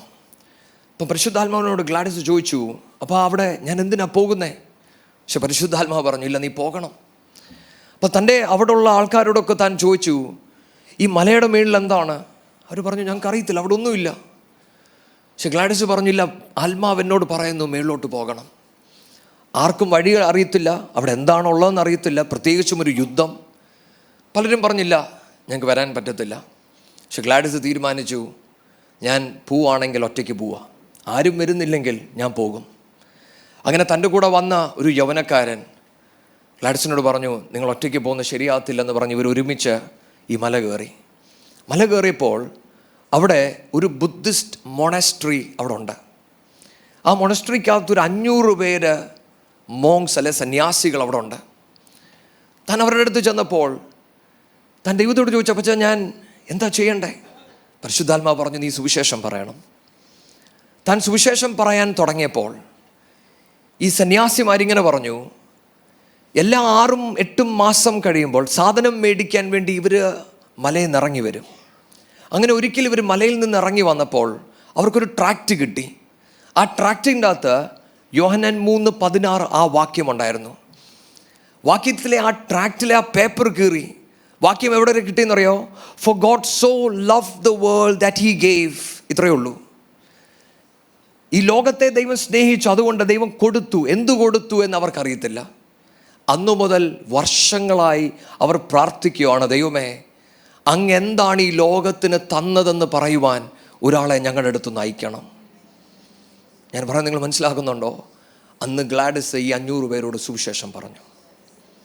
എന്താണ് ആ ഗ്ലാഡിസിനെ അവിടെ എത്തിച്ചതെന്നറിയാമോ? തൻ്റെ കൂടെ നിന്നവർക്കൊന്നും മനസ്സിലായില്ല. എന്നാൽ ദൈവസമാധാനം നിറഞ്ഞ ഗ്ലാഡിസിന് അറിയാമായിരുന്നു, പരിശുദ്ധാത്മാവ പറയുന്നതെങ്കിൽ ഞാൻ അനുസരിക്കണം.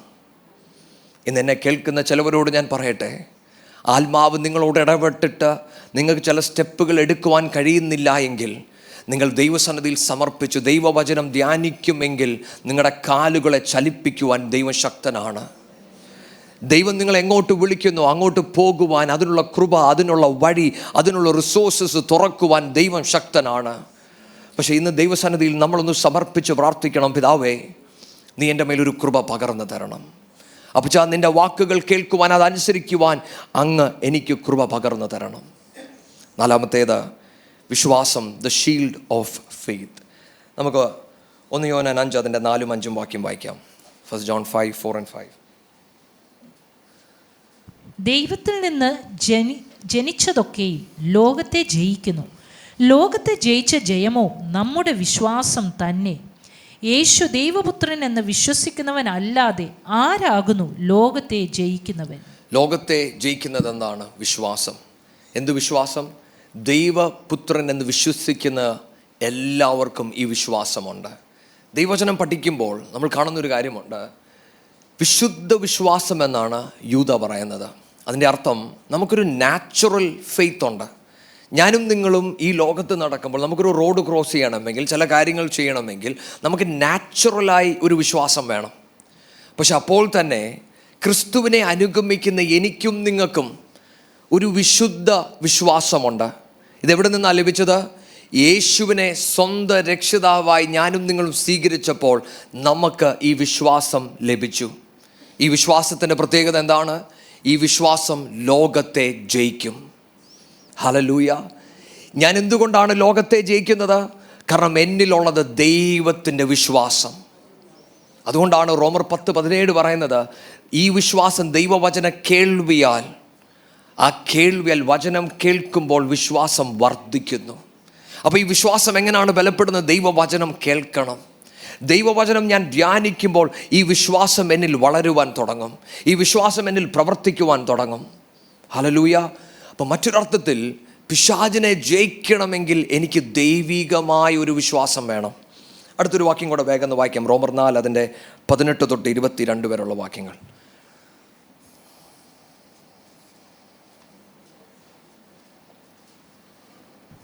നിന്റെ സന്തതി ഇവണ്ണമാകുമെന്ന് അരുളി ചെയ്തിരിക്കുന്നത് പോലെ താൻ ബഹുജാതികൾക്ക് പിതാവാകുമെന്ന് അവൻ ആശയ്ക്ക് വിരോധമായി ആശയോടെ വിശ്വസിച്ചു. അവൻ ഏകദേശം 100 വയസ്സുള്ളവനാകയാൽ തൻ്റെ ശരീരം നിർജീവമായി പോയതും സാറയുടെ ഗർഭപാത്രത്തിൻ്റെ നിർജീവത്വം ഗ്രഹിച്ചിട്ടും വിശ്വാസത്തിൽ ക്ഷീണിച്ചില്ല. ദൈവത്തിൻ്റെ വാഗ്ദത്തത്തിങ്കൽ അവിശ്വാസത്താൽ സംശയിക്കാതെ വിശ്വാസത്തിൽ ശക്തിപ്പെട്ട് ദൈവത്തിന് മഹത്വം കൊടുത്തു. ആമേൻ. നമ്മൾ ആ വാക്യം വായിക്കുമ്പോൾ അവിടെ ഇങ്ങനെ കാണുന്നത്, അബ്രഹാമിന് ദൈവം ഒരു വാഗ്ദത്തം കൊടുത്തു. തന്നെ ജാതികൾക്ക് പിതാവാക്കുമെന്ന് ദൈവം ഒരു വാഗ്ദത്തം കൊടുത്തു. എന്നാൽ അബ്രഹാം തന്നെ നോക്കിയപ്പോൾ തനിക്ക് മനസ്സിലായി, ഈ വാഗ്ദത്തം പൂർത്തീകരിക്കുവാൻ എന്നെ കൊണ്ട് പറ്റത്തില്ല. താൻ സാറയെ നോക്കി, അവിടെയും അതിന് സാധ്യതയില്ല. അപ്പം എന്തു പറ്റി? തൻ്റെ അകത്ത് വിശ്വാസം കുലുങ്ങുവാൻ സാധ്യതയുണ്ട്. പക്ഷെ വചനം ഇങ്ങനെയാണ് പറയുന്നത്, താൻ ദൈവത്തിൻ്റെ വാഗ്ദത്തത്തിൽ ആശ്രയിച്ചപ്പോൾ തൻ്റെ വിശ്വാസം ബലപ്പെടുവാൻ തുടങ്ങി. അങ്ങനെ ആ ബലം വ്യാപരിക്കാൻ തുടങ്ങിയപ്പോൾ താൻ ദൈവത്തെ മഹത്വപ്പെടുത്തുവാൻ തുടങ്ങി. ദൈവമക്കളെ, നമ്മുടെ അകത്തുള്ള ഈ വിശ്വാസമുണ്ടല്ലോ, ഈ വിശ്വാസം ലോകത്തിലെ പലതും കണ്ട് സംശയിക്കുന്ന വിശ്വാസമല്ല. ഈ ദൈവവചനം ധ്യാനിക്കുവാൻ തുടങ്ങുമ്പോൾ നമ്മുടെ കണ്ണുകളെ ദൈവത്തിലോട്ട് അത് പോയിൻ്റ് ചെയ്യാൻ തുടങ്ങും. അതാണ് ശരിക്കുമുള്ള വിശ്വാസം. ഈ ലോകത്തെ നമ്മൾ ആശ്രയിക്കുമ്പോൾ എന്ത് പറ്റുമെന്നറിയാമോ? ലോകത്തിലെ അസാധ്യങ്ങളെയാണ് നമ്മൾ കാണുന്നത്. എന്നാൽ അബ്രഹാമിനെ പോലെ ദൈവത്തിൻ്റെ വാക്തവും വചനവും നമ്മൾ ധ്യാനിക്കുവാൻ തുടങ്ങുമ്പോൾ നമ്മുടെ കണ്ണുകളെ ദൈവത്തിലോട്ട് നമ്മൾ നോക്കുവാൻ തുടങ്ങും. ഇന്നെന്നെ കേൾക്കുന്ന ചിലവരോട് ഞാൻ പറയട്ടെ, ഒരു പക്ഷേ നിങ്ങൾ നിൽക്കുന്ന ഇന്നത്തെ അവസ്ഥകൾ പലതും അസാധ്യമെന്ന് നിങ്ങൾക്ക് തോന്നുന്നുണ്ടായിരിക്കാം. നിങ്ങൾക്ക് ചില റിപ്പോർട്ടുകൾ ഉണ്ടായിരിക്കാം, ചിലർ നിങ്ങളോട് പറയുന്നുണ്ടായിരിക്കാം. പക്ഷെ ദൈവവചനം നിങ്ങളോട് പറയുന്നതനുസരിച്ച് ജീവിക്കുവാൻ തുടങ്ങുമെങ്കിൽ ഈ അസാധ്യങ്ങളെ സാധ്യമാക്കുന്നൊരു ദൈവത്തെയാണ് നമ്മൾ പ്രാർത്ഥിക്കുകയും വിളിക്കുകയും ചെയ്യുന്നത്. ഈ ബോധ്യം നമ്മുടെ അകത്തുണ്ടാകട്ടെ. അബ്രഹാമിനെ പോലെ ദൈവവചനം ഇങ്ങനെ പറയുന്നത്, വചനം തൻ്റെ അകത്ത് പ്രവർത്തിക്കുവാൻ തുടങ്ങിയപ്പോൾ തൻ്റെ വിശ്വാസം വർദ്ധിക്കുവാൻ തുടങ്ങി. ആ വിശ്വാസം വർദ്ധിക്കുക മാത്രമല്ല, താൻ ദൈവത്തെ സ്തുതിക്കുവാൻ തുടങ്ങി. താൻ സ്തുതിച്ചത് അത്ഭുതം കണ്ടിട്ടല്ല, അത്ഭുതം കാണുന്നതിനു മുന്നേ തനിക്കിങ്ങനെ മനസ്സിലായി, എൻ്റെ ദൈവം വാഗ്ദത്തം പറഞ്ഞിട്ടുണ്ടെങ്കിൽ അത് ചെയ്യുവാൻ ദൈവം വിശ്വസ്തനാണ്. ഇന്ന് ഈ ബോധ്യം നമ്മുടെ അകത്തുണ്ടാകട്ടെ. ഇന്ന് ചില വിഷയങ്ങളുടെ അകത്ത് നിങ്ങൾ ഭാരത്തോടായിരിക്കുന്നുവെങ്കിൽ ഈ ദൈവവചനത്തിൻ്റെ മുമ്പാകെ ഒരിക്കൽ കൂടെ വരിക. ഈ വചനം ധ്യാനിക്കും തോറും നിങ്ങളുടെ ഹൃദയത്തിൻ്റെ അകത്ത് ഭാരം വർദ്ധിക്കുന്നതായി തോന്നിയാലും ആ വചനം നിങ്ങളെ ബലപ്പെടുത്തുന്നിടവരെയും ഈ വചനം കേൾക്കുകയും ധ്യാനിക്കുകയും ചെയ്യുക. അങ്ങനെ നിങ്ങൾ ചെയ്താൽ അസാധ്യമെന്ന് നിങ്ങൾക്ക് തോന്നിയത് ദൈവം സാധ്യമാക്കുന്ന നിങ്ങൾ കാണുവാൻ തുടങ്ങും. അടുത്തത് ദ ഹെൽമെറ്റ് ഓഫ് സാൽവേഷൻ. നമ്മൾ അവിടെ വാക്യങ്ങളൊന്നും എടുക്കുന്നില്ല, വേഗം ആ ഭാഗം വായിക്കുമ്പോൾ രക്ഷയെന്ന പ്രത്യാശ.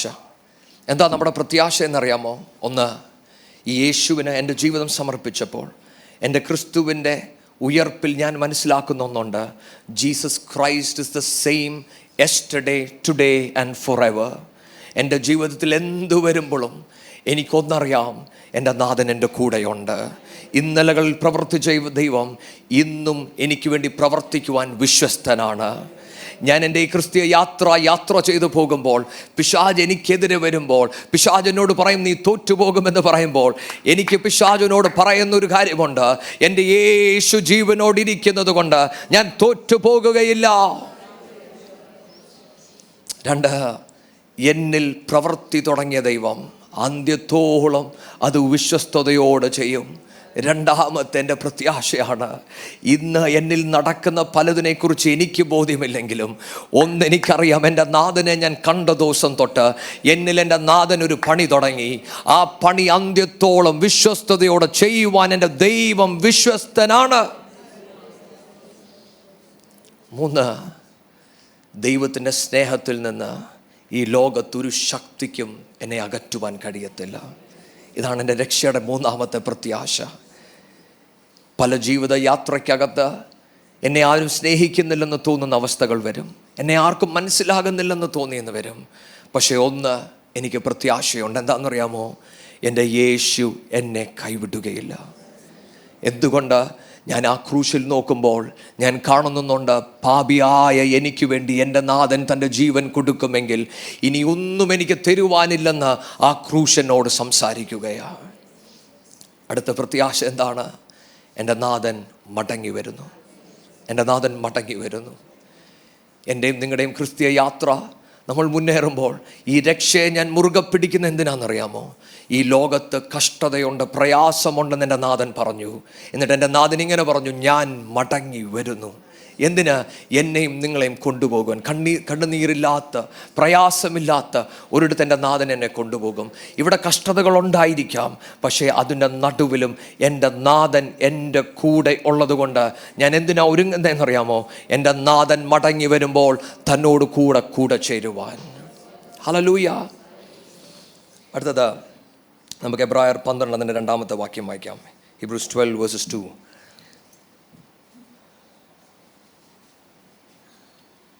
വിശ്വാസത്തിൻ്റെ നായകനും പൂർത്തി വരുത്തുന്നതുമായ യേശുവിനെ നോക്കുക. തൻ്റെ മുമ്പിൽ വെച്ചിരുന്ന സന്തോഷം ഓർത്ത് അവൻ ഹീബ്രൂസ് 4:12-13. എബ്രായർ 4:12-13. നമ്മൾ അടുത്തത് വചനം എന്ന ആത്മാവിൻ്റെ വാളിനെ കുറിച്ച് നമ്മൾ ധ്യാനിക്കാം. ദൈവത്തിൻ്റെ വചനം ജീവനും ചൈതന്യമുള്ളതായി ഇരുവായ്ത്തലയുള്ള ഏത് വാളിനേക്കാളും മൂർച്ചയേറിയതും പ്രാണനെയും ആത്മാവിനെയും സന്ധിമച്ചകളെയും വേർപിടിക്കും വരെ തുളച്ചു ചെല്ലുന്നതും ഹൃദയത്തിലെ ചിന്തനങ്ങളെയും ഭാവങ്ങളെയും വിവേചിക്കുന്നതും ആകുന്നു. ആമേൻ. നമ്മൾ അടുത്ത് ധ്യാനിക്കുന്ന ഭാഗം വചനമാകുന്ന ആത്മാവിൻ്റെ വാള്. പലപ്പോഴും നമ്മൾ ഈ ഭാഗം ധ്യാനിക്കുമ്പോൾ നമ്മൾ പലപ്പോഴും ചിന്തിക്കുന്നത് പിശാച് നമ്മളോട് ചിലത് പറയുമ്പോൾ ഈ വാളെടുത്ത് നമ്മൾ വചനം പറഞ്ഞുപയോഗിക്കുക എന്നാണ്. പക്ഷേ ഈ വചനം നമ്മൾ വായിക്കുമ്പോൾ അവിടെ ഒന്നാമത് പറയുന്നത് പ്രാണനെയും ആത്മാവിനെയും വേർതിരിച്ചു കാണിക്കുന്ന ദൈവവചനം. ഞാനും നിങ്ങളും മനസ്സിലാക്കണം, നമ്മുടെ ഈ ക്രിസ്തീയ യാത്രയ്ക്കകത്ത് പിശാച് നമ്മളെ കമ്പിളിപ്പിക്കുകയാണ് പലപ്പോഴും ചെയ്യുന്നത്. പിശാചിന് നമ്മളെ തോൽപ്പിക്കുന്നത് എങ്ങനെയാണെന്നറിയാമോ? ചിലത് കള്ളത്തരം സത്യമാണെന്ന് നമ്മളെ കാണിച്ചു തന്നാൽ നമ്മൾ വഴിതെറ്റിച്ചു പോകുന്നത്. അവിടെയാണ് നമ്മൾ ദൈവത്തോട് പ്രാർത്ഥിക്കേണ്ടത്, പിതാവേ, ഞാൻ കേൾക്കുന്നതെല്ലാം അങ്ങിൽ നിന്നാണോ? എത്ര ആത്മീയതയുടെ ഒരു മൂടുപടലത്തിൻ്റെ അകത്ത് നിന്നാലും നമ്മൾ ദൈവത്തോട് ചോദിക്കണം, ദൈവമേ, അങ്ങയുടെ വചനം പറയുന്നത് കേൾക്കുവാൻ എനിക്ക് കൃപ തരണം. വചനത്തിൽ നിന്ന് എന്തെങ്കിലും ഒന്ന് മാറിയാൽ നിങ്ങൾ അവിടെ ശ്രദ്ധിക്കണം. ഞാൻ കഴിഞ്ഞ ദിവസം എൻ്റെ ഒരു സഹോദരൻ്റെ അടുത്ത് ഞാൻ പറഞ്ഞ പോലെ, പലരുടെയും വിചാരം തെറ്റായ പഠിപ്പീര് എന്ന് പറഞ്ഞാൽ 60% തെറ്റും 40% ശരിയെന്നാണ്. പലപ്പോഴും അത് അങ്ങനല്ല. 90% ശരിയും 10% തെറ്റുമായിരിക്കും. അപ്പോൾ അവിടെ നമ്മൾ എങ്ങനെയാണ് ഇതിനെ തിരിച്ചറിയുന്നതെന്നറിയാം? നമ്മൾ പറയും 90 കാര്യവും പുള്ളി പറഞ്ഞത് വചനത്തിൽ നിന്നാണ്, പിന്നെ ഒരു 10% ഉള്ളൂ വചനത്തിൽ നിന്ന് മാറിയത്. നമ്മൾ ചിന്തിച്ച് നോക്കിയേ. അപ്പോൾ നമ്മൾ ഇതിനെ ന്യായീകരിക്കുന്ന എന്താണെന്നറിയാമോ? കാരണം നമ്മൾ പറയുന്നത് ബാക്കി 90 പുള്ളി കറക്റ്റായിട്ടല്ലേ പറഞ്ഞേ. പക്ഷേ ഞാൻ നിങ്ങളോട് ചോദിക്കട്ടെ, നമ്മൾ വീട്ടിൽ സാധനം മേടിക്കുമ്പോൾ അങ്ങനെ ഒരു 90 വ്യത്യാസം വന്നാൽ നമ്മൾ മേടിക്കുമോ? നമ്മൾ മേടിക്കത്തില്ല കേട്ടോ. എന്തുകൊണ്ടാണ്? കാരണം നമുക്കറിയാം ഏറ്റവും നല്ല ക്വാളിറ്റിയുള്ള സാധനമാണ് നമുക്ക് നല്ലത്, അല്ലേ? എന്നതുപോലെ ഈ ദൈവവചനം നമ്മളെ ഏതാണ് ആത്മാവിൽ നിന്നും ഏതാ ജഡത്തിൽ നിന്നും നമ്മളെ തെളിയിച്ചു കാണിക്കും. അതുകൊണ്ട് തന്നെ എല്ലാ വിഷയങ്ങളും നമ്മൾ ദൈവസന്നിധിയിൽ കൊണ്ടുവരണം. ഒരു ഉദാഹരണം ഞാൻ പറയാം. നമ്മൾ ദൈവവചനം ധ്യാനിക്കുമ്പോൾ നമ്മൾ കാണുന്നൊരു ഭാഗമുണ്ട്. യേശു തൻ്റെ ശിഷ്യന്മാരോട് ചോദിച്ചു, എന്നെക്കുറിച്ച് എന്താണ് ആൾക്കാർ പറയുന്നത്? അതിന് പത്രോസ് ഒരു ഉത്തരം പറഞ്ഞു. ഉത്തരം പറഞ്ഞു കഴിഞ്ഞപ്പോൾ യേശു തന്നെ പറഞ്ഞു, ഇത് ഇവന് ആത്മാവ് വെളിപ്പെടുത്തി, പിതാവ് വെളിപ്പെടുത്തി കൊടുത്തതാ. അപ്പം നിശ്ചയമായിട്ടും കൂടെ നിന്ന് ശിഷ്യന്മാരൊക്കെ പത്രോസിനെ കൈയൊക്കെ കൊട്ടി കാണും. കാരണം പുള്ളിക്കൊരു വെളിപ്പാട് കിട്ടി, അല്ലേ? അടുത്ത് ഇങ്ങനെ എഴുതിയിരിക്കുന്നത്, ആ ദിവസം മുതൽ യേശുവിൻ്റെ ക്രൂശീകരണം ശിഷ്യന്മാരോട് പറഞ്ഞു തുടങ്ങിക്കഴിഞ്ഞപ്പോൾ പത്രോസ് യേശുവിനെ മാറ്റിക്കൊണ്ട് പോയിട്ട് പറഞ്ഞു, യേശുപ്പച്ച, അങ്ങക്കിത് സംഭവിക്കരുത്. ഉടനെ യേശു പറയുന്നത് നിങ്ങൾ ശ്രദ്ധിക്കണം, സാത്താനെ എന്നെ വിട്ടു പോകുക. നമ്മൾ ആരെങ്കിലും അങ്ങനെ ചെയ്യുമോ? ഒരിക്കലുമില്ല, അല്ലേ? നമ്മുടെ കൂട്ടത്തിലുള്ള ഏറ്റവും വെളിപ്പാട് പ്രാപിച്ച പുള്ളിയോട് ഇമ്മീഡിയറ്റ്ലി യേശു പറയണം, ഗെറ്റ് ബിഹൈൻഡ് മീ. എന്താ യേശു നമ്മളെ കാണിക്കുന്നതെന്നറിയാമോ? ഈ ജഡത്തിൽ നിന്ന് വരുന്നത് അത് നമുക്ക് തിരിച്ചറിയാൻ അത്ര പറ്റത്തില്ല. നമ്മൾ ഈ ദൈവവചനം വായിക്കുമ്പോൾ നമുക്കും തോന്നും, എടാ, പത്രോസിന് യേശുവിനോടുള്ള അതിയായ സ്നേഹമല്ലേ അവിടെ കാണിക്കുന്നേ. പക്ഷെ യേശു ഉത്തരം പറഞ്ഞു, മോനെ, നീ ദൈവത്തിനുള്ളതല്ല ചിന്തിക്കുന്നത്. ശ്രദ്ധിക്കുന്നോ? മനുഷ്യനുള്ളത് അത്രേ നീ ചിന്തിക്കുന്നത്. അപ്പം ഇങ്ങനെയാണ് പലപ്പോഴും നമുക്ക് ചില ആത്മീയമെന്ന് തോന്നുന്ന ചില ജഡീക കാര്യങ്ങളുണ്ട്. മനസ്സിലാവുന്നുണ്ടോ? ഈ ജഡീക കാര്യം നമ്മൾ മറ്റുള്ളവരോട് പറയുമ്പം അവർക്ക് സ്തോത്രം, ഹല്ലേലൂയ, ദൈവം അത്ഭുതമാണ് ചെയ്തിരിക്കുന്നത് സിസ്റ്ററെ, നമുക്ക് 10 പേരോട് പറയാൻ വേണ്ടിയുള്ളൊരു ആഗ്രഹമാണ്, നമ്മളത് ആത്മീയീകരിച്ച് പറയുവാണ്. പക്ഷേ ഇത് ആത്മാവിന് മാത്രമേ ഇതിനെ വേർതിരിച്ച് കാണിക്കാൻ പറ്റത്തുള്ളൂ. ഒന്നാമത്തെ കാര്യം, നമ്മുടെ ജഡവും ആത്മാവും ഇതിനെ വേർതിരിക്കും പരിശുദ്ധാത്മാവ്. അതുകൊണ്ട് തന്നെ ഈ ദൈവവചനം എന്ന വാളുമായി നമ്മൾ ദൈവസന്നിധിയിൽ ഇരിക്കുമ്പോൾ നമ്മൾ ദൈവത്തോട് പ്രാർത്ഥിക്കണം, പിതാവേ, എനിക്ക് ശരിയെന്ന് തോന്നിയെങ്കിലും അപ്പാ അങ്ങയ്ക്ക് എന്താണ് തോന്നിയത്, അങ്ങയുടെ ഹൃദയം എന്താണ്, അത് നമ്മൾ ദൈവത്തോട് ചോദിക്കണം. 2, it penetrates the bones and marrow, എല്ലുകളെ തുളച്ചിറങ്ങുന്ന വചനം. സദൃശ്യവാക്യത്തിൻ്റെ അകത്ത് ഇങ്ങനെ പറയുന്നത്, ഒട്ടഞ്ഞ ആത്മാവ്, എ ബ്രോക്കൺ സ്പിരിറ്റ് എന്തെന്ന് പറയുമ്പോൾ നമ്മുടെ എല്ലിനെ ഡ്രൈ ചെയ്യുമെന്നാണ് പറയുന്നത്. എന്താ ഇതിൻ്റെ അർത്ഥം എന്നറിയാമോ? ഈ ദൈവത്തിൻ്റെ വചനം നമ്മുടെ ആത്മാവിൻ്റെ അകത്ത് ക്രിയ ചെയ്യണം. ഇന്ന് പലപ്പോഴും സഭയ്ക്കകത്ത് വചനം കുറഞ്ഞിട്ട് മോട്ടിവേഷണൽ വേർഡ്സ് നമ്മൾ കേൾക്കുന്നതിൻ്റെ കാരണം നമ്മുടെ ജഡത്തിന് സന്തോഷമാണ് വചനം കേട്ടില്ലെങ്കിൽ. ഒരു സോളിഷ് മാൻ, ഒരു ജഡീകൻ ഇഷ്ടം എന്താണെന്നറിയാമോ? എൻകറേജിങ് വേർഡ്സ് ആണ്. പക്ഷെ ഒരു ആത്മീയൻ അവൻ എൻകറേജ്ഡ് ആകണമെങ്കിൽ ദൈവത്തിൻ്റെ വചനം കേൾക്കണം. ഞാൻ പറയുന്നത് നിങ്ങൾ ശ്രദ്ധിക്കുന്നോ? വചനത്തിന് നിങ്ങളെ ബലപ്പെടുത്തുവാൻ കഴിയുന്നില്ലെങ്കിൽ, ഈ ദൈവവചനത്തിന് നമ്മുടെ അകത്ത് ക്രിയ ചെയ്യുവാൻ കഴിയുന്നില്ലെങ്കിൽ നമ്മൾ ദൈവസന്നിധിയിൽ പ്രാർത്ഥിക്കണം, പിതാവേ, എനിക്ക് ദൈവവുമായി ഒന്ന് അടുക്കുവാൻ സഹായിക്കണം. ഇന്ന് എന്നെ കേൾക്കുന്ന ചിലവരോട് ഞാൻ പറയട്ടെ, നമ്മുടെ ജീവിത യാത്രയ്ക്കകത്ത് നമ്മുടെ ജീവിതത്തിലെ വിഷയങ്ങൾ, പ്രയാസങ്ങൾ വരുമ്പോൾ നമ്മുടെ ആത്മാവിനെ നമ്മൾ ദൈവവുമായിട്ട് അങ്ങ് അടയ്ക്കും. പലതും ദൈവം നമ്മളോട് സംസാരിക്കാൻ നോക്കുന്നുണ്ട്. പക്ഷേ നമ്മുടെ ചോദ്യം എന്താണെന്നറിയോ? എന്താ എനിക്കിത് സംഭവിച്ചത്? അങ്ങനെ നമ്മൾ ദൈവത്തോട് പറയുവാൻ തുടങ്ങുമ്പോൾ ആത്മാവ് നമ്മളോട് ഇടപെടത്തില്ല. പണ്ട് വചനം കേൾക്കുമ്പോൾ നമുക്കൊരു സന്തോഷമുണ്ട്. പക്ഷേ ഇന്ന് വചനം കേൾക്കുമ്പോൾ നമ്മുടെ അകത്ത് സന്തോഷമല്ല, മറിച്ച് ഇതൊക്കെ ഞാൻ എത്ര പ്രാവശ്യം കേട്ടിട്ടുണ്ട് ഉണ്ടോ. എന്തുകൊണ്ടാണ് അത് തോന്നുന്നതെന്നറിയാമോ? കാരണം ആത്മാവ് അകത്തോട്ട് വെളിപ്പെടുന്നില്ല. ഇന്ന് ഈ വചനം കേൾക്കുമ്പോൾ നമുക്കൊന്ന് പ്രാർത്ഥിക്കാം. കാരണം വചനം പറയുന്നു, നമ്മുടെ ബ്രോക്കൺ സ്പിരിറ്റ് നമ്മുടെ അകത്ത് കിടന്നാൽ അത് നമ്മുടെ എല്ലുകളെ, അസ്ഥികളെ ബാധിക്കും. നമ്മുടെ ചില ശരീരവേദനകൾ, ചില അസ്ഥികളുടെ മേലുള്ള ചില വിഷയങ്ങൾ ഇന്ന് നിങ്ങൾ പ്രാർത്ഥിക്കുമെങ്കിൽ, കഴിഞ്ഞ നാളുകളിൽ നിങ്ങൾ ആത്മാവിൽ നിന്ന് ചിലത് ലഭിക്കുന്നുണ്ടായിരിക്കാം. പക്ഷെ നിങ്ങൾ കടന്നുപോയ ചില വിഷയങ്ങൾ നിമിത്തം ദൈവവുമായിട്ടുള്ള നിങ്ങളുടെ ബന്ധം നിങ്ങൾ അടച്ചു വെച്ചുവെങ്കിൽ ഇന്ന് ആത്മാവിനോട് പറയണം, പിതാവേ, എൻ്റെ ജീവിതത്തിൽ നടന്നതൊന്നും അങ്ങ് അറിയാതെയല്ല.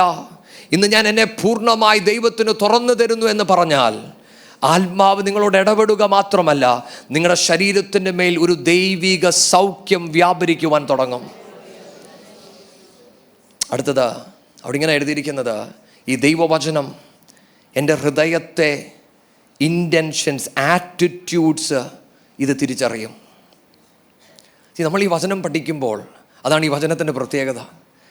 ഞാനൊന്ന് ചിന്തിക്കുന്ന കാര്യങ്ങൾ പോലും പരിശുദ്ധാത്മാവ് എടുത്തു പറയും. നമ്മൾ പ്രാർത്ഥിക്കേണ്ടതും അതായിരിക്കണം എപ്പോഴും. കാരണം ചിലതൊക്കെ നമ്മൾ പ്രാർത്ഥിക്കുമ്പോൾ നമ്മുടെ മനസ്സിൽ നമുക്ക് ചില ചിന്തകളുണ്ട്. പക്ഷെ നമ്മൾ ദൈവത്തോട് അത്ര തുറന്ന് പറഞ്ഞെന്ന് വരത്തില്ല. നമ്മൾ പറയും, ദൈവമേ, എൻ്റെ കുഞ്ഞുങ്ങൾക്ക് വേണ്ടി, എനിക്ക് വേണ്ടി ഇങ്ങനൊരു വഴി തുറക്കണം. ഇനി ദൈവം ഇനി അത് തെറ്റിദ്ധരിക്കാൻ സാധ്യതയുള്ളതുകൊണ്ട് നമ്മൾ പറയും, തന്നാൽ ഞാൻ കൂടുതൽ ടൈത്ത് പള്ളി കൊടുത്തേക്കാം. അപ്പം നമ്മുടെ മനസ്സിനെ തിരിച്ചറിയുന്ന ആത്മാവ് നമ്മളോട് പറയും, കുഞ്ഞേ, നീ എനിക്കൊന്നും തന്നില്ലേലും കുഴപ്പമില്ല, പക്ഷെ നിൻ്റെ മനസ്സിനെ നീ ക്രമീകരിക്കണം. ദൈവമക്കളെ, ഇതാണ് ശരിക്കുമുള്ള ദൈവവചന പ്രവൃത്തി. ഇതെന്തിനാണ് നമ്മളിങ്ങനെ ധ്യാനിക്കുന്നതെന്നറിയാമോ? ഈ വചനത്തിന് നിങ്ങൾ അങ്ങനെ പ്രവർത്തിക്കുവാൻ അവസരം കൊടുത്താൽ ഇത് ജഡീകവും ആത്മാവിനെ മാത്രമല്ല, നിങ്ങളുടെ ആത്മാവിൻ്റെ അകത്ത് അത് വ്യാപരിക്കുകയും നിങ്ങളുടെ ഏറ്റവും ചെറിയ കാര്യത്തെ പോലും ദൈവം തുറന്നു കാണിക്കുവാൻ തുടങ്ങും. അവിടെയാണ് എനിക്കും നിങ്ങൾക്ക് മനസ്സിലാകുന്നത്, ഞാനും നിങ്ങളും ദൈവത്തിൻ്റെ മുന്നിൽ നഗ്നരായി നിൽക്കുകയാണ്. അങ്ങനെ നമ്മൾ നിൽക്കുവാൻ ഇവിടെ വെച്ച് പഠിച്ചെങ്കിൽ മാത്രമേ എൻ്റെ നാഥനെ മുഖത്തോട് മുഖം കാണുന്ന നാളിൽ നമ്മൾ ഭയമില്ലാതെ അവിടെ നിന്ന് ദൈവത്തോട് പറയും, പിതാവേ, അങ്ങ് വിശുദ്ധനാണ്, അങ്ങ് വിശുദ്ധനാണ്. ഇന്ന് നമ്മൾ ഈ ദൈവവചനം ധ്യാനിക്കുമ്പോൾ നമുക്ക് ദൈവസന്നിധിയിൽ ഒന്ന് പ്രാർത്ഥിക്കാം. പിതാവേ, ഈ വചനം എൻ്റെ അകത്തൊന്ന് ക്രിയ ചെയ്യണം. വേഗം നമുക്ക് എഫേസ്യർ 6 വായിക്കാം. എഫേസ്യർ 6 അതിൻ്റെ 18-20 വരെയുള്ള വാക്യങ്ങൾ. സകല പ്രാർത്ഥനയാലും യാചനയാലും ഏത് നേരത്തും ആത്മാവിൽ പ്രാർത്ഥിച്ചും അതിനായി ജാഗരിച്ചും കൊണ്ട് സകല വിശുദ്ധന്മാർക്കും എനിക്കും വേണ്ടി പ്രാർത്ഥനയിൽ പൂർണ്ണ സ്ഥിരത കാണിപ്പീൻ. ആമേൻ. അപ്പം അടുത്തത് നമുക്ക് ഈ ആർമർ ഓഫ് ഗോഡ് ഉണ്ട്. അപ്പോൾ തന്നെ നമുക്ക് പ്രാർത്ഥന ഉണ്ടായിരിക്കണം, ആത്മാവിൽ പ്രാർത്ഥിക്കണം. എന്ന് പറഞ്ഞാൽ നമ്മൾ ഏത് യുദ്ധക്കളത്തിൽ പോയാലും ഒരു കമ്മ്യൂണിക്കേഷൻ സെൻ്റർ ഉണ്ട്. വലിയവനായ ദൈവത്തിൻ്റെ സാന്നിധ്യവും ദൈവത്തിൻ്റെ ആത്മാവുമാണ് എൻ്റെ കമ്മ്യൂണിക്കേഷൻ സെൻ്റർ. നമ്മളെപ്പോഴും ദൈവത്തിൽ നിറഞ്ഞ് പ്രാർത്ഥിക്കുന്നവരായിരിക്കണം. ദൈവമായിട്ട് നമുക്കൊരു കണക്ഷൻ ഉണ്ടായിരിക്കണം. ഒരിക്കൽ പോലും ഈ പ്രാർത്ഥനയിൽ നിന്ന് നമ്മൾ വിട്ടുപോകരുത്. എന്തുകൊണ്ട്? നമുക്കൊരു യുദ്ധമുണ്ട്, നമുക്കെതിരെ പോരാടുന്നൊരു പിശാചുണ്ട്. ആ പിശാചിനെ ജയിക്കണമെങ്കിൽ നമ്മളെപ്പോഴും കണക്റ്റഡ് ആയിരിക്കണം. ഒരു ഉദാഹരണം പറഞ്ഞാൽ, ഇന്ന് നമുക്ക് ഇൻ്റർനെറ്റ് ഇല്ലാതെ ഒന്നും പറ്റാത്തൊരു കാലമാണ് അല്ലേ? നമ്മുടെ മൊബൈൽ കണക്ട് ചെയ്യണം, ലാപ്ടോപ്പ് കണക്ട് ചെയ്യണം അല്ലേ? അപ്പം വൈഫൈ കണക്ട് ചെയ്ത് നിൽക്കുന്നത് പോലെ ഞാനും നിങ്ങളും ഈ ദൈവ സാന്നിധ്യത്തോട് കണക്റ്റഡ് ആയിരിക്കണം. എങ്ങനെയാണ് അങ്ങനെ കണക്റ്റഡ് ആകുന്നത്? ആത്മാവിൽ എപ്പോഴും പ്രാർത്ഥിക്കുവാൻ ഞാനും നിങ്ങളും സമയം കണ്ടെത്തണം. മറ്റൊരർത്ഥത്തിൽ you need to intentionally make time for God's presence. Intentionally ദൈവ സാന്നിധ്യം ക്യാരി ചെയ്യുവാൻ നമ്മൾ പഠിക്കണം. അടുത്ത 2 വാക്യം കൂടെ. ഞാൻ ചങ്ങല ധരിച്ച് സ്ഥാനാപതിയായി സേവിക്കുന്ന സുവിശേഷത്തിൻ്റെ മർമ്മം പ്രാഗൽഭ്യത്തോടെ അറിയിപ്പാൻ എൻ്റെ വായ് തുറക്കുമ്പോൾ എനിക്ക് വചനം നൽകപ്പെടേണ്ടതിനും ഞാൻ സംസാരിക്കേണ്ടും വണ്ണം അതിൽ പ്രാഗൽഭ്യത്തോടെ സംസാരിക്കേണ്ടതിനും പ്രാർത്ഥിപ്പീൻ. ആമേൻ. പൗലോസ് പറഞ്ഞു നിർത്തുമ്പോൾ പൗലോസ് പറയാണ്, നിങ്ങൾ എനിക്ക് വേണ്ടി പ്രാർത്ഥിക്കണം. നമ്മൾ ഈ ദൈവവചനമൊക്കെ ധ്യാനിക്കുമ്പോൾ നമ്മൾ പൗലോസിൻ്റെ സ്വഭാവമാണ് കാണുന്നത്. എനിക്ക് ഏറ്റവും അത്ഭുതം തോന്നിയത്, ഞാനായിരുന്നു ഈ ലെറ്റർ എഴുതിയെങ്കിൽ ഞാൻ ആദ്യം പറഞ്ഞതിന് നിങ്ങൾ എനിക്ക് വേണ്ടി പ്രാർത്ഥിക്കണം. എന്തിനാണെന്നറിയോ? വേഗം നിങ്ങളെ ഒന്ന് വന്ന് കാണുവാൻ. ആത്മീയതയുടെ കൂടുതൽ എന്താണെന്ന് ചോദിച്ചാൽ എങ്ങനെയല്ലേ ഇതിൻ്റെ പുറത്തിറങ്ങി വരണമെന്നാണ്. എങ്കിലും പൗലോസ് പറഞ്ഞത് എന്താണെന്നറിയാമോ? പൗലോസ് പറഞ്ഞു, ഞാൻ ചങ്ങലയിലായിരിക്കുന്നെങ്കിലും നിങ്ങൾ എനിക്ക് വേണ്ടി പ്രാർത്ഥിക്കണം. എന്തിനാണെന്നറിയാം? ഞാൻ വാ തുറക്കുമ്പോൾ ദൈവവചനം വരണം. ഇതെന്നോടും നിങ്ങളോടും പറയുന്നത് എന്താണെന്നറിയാമോ? എനിക്കും നിങ്ങൾക്കും ഒരു ക്രിസ്തീയ യാത്രയുണ്ട്, ഒരു പോരാട്ടമുണ്ട്. അപ്പോൾ തന്നെ വലിയവനായ ദൈവം എന്നെയും നിങ്ങളെയും ഒരു ശുശ്രൂഷ ഏൽപ്പിച്ചിട്ടുണ്ട്. എന്താണ് ആ ശുശ്രൂഷ? മറ്റുള്ളവരോട് സുവിശേഷം പറയണം.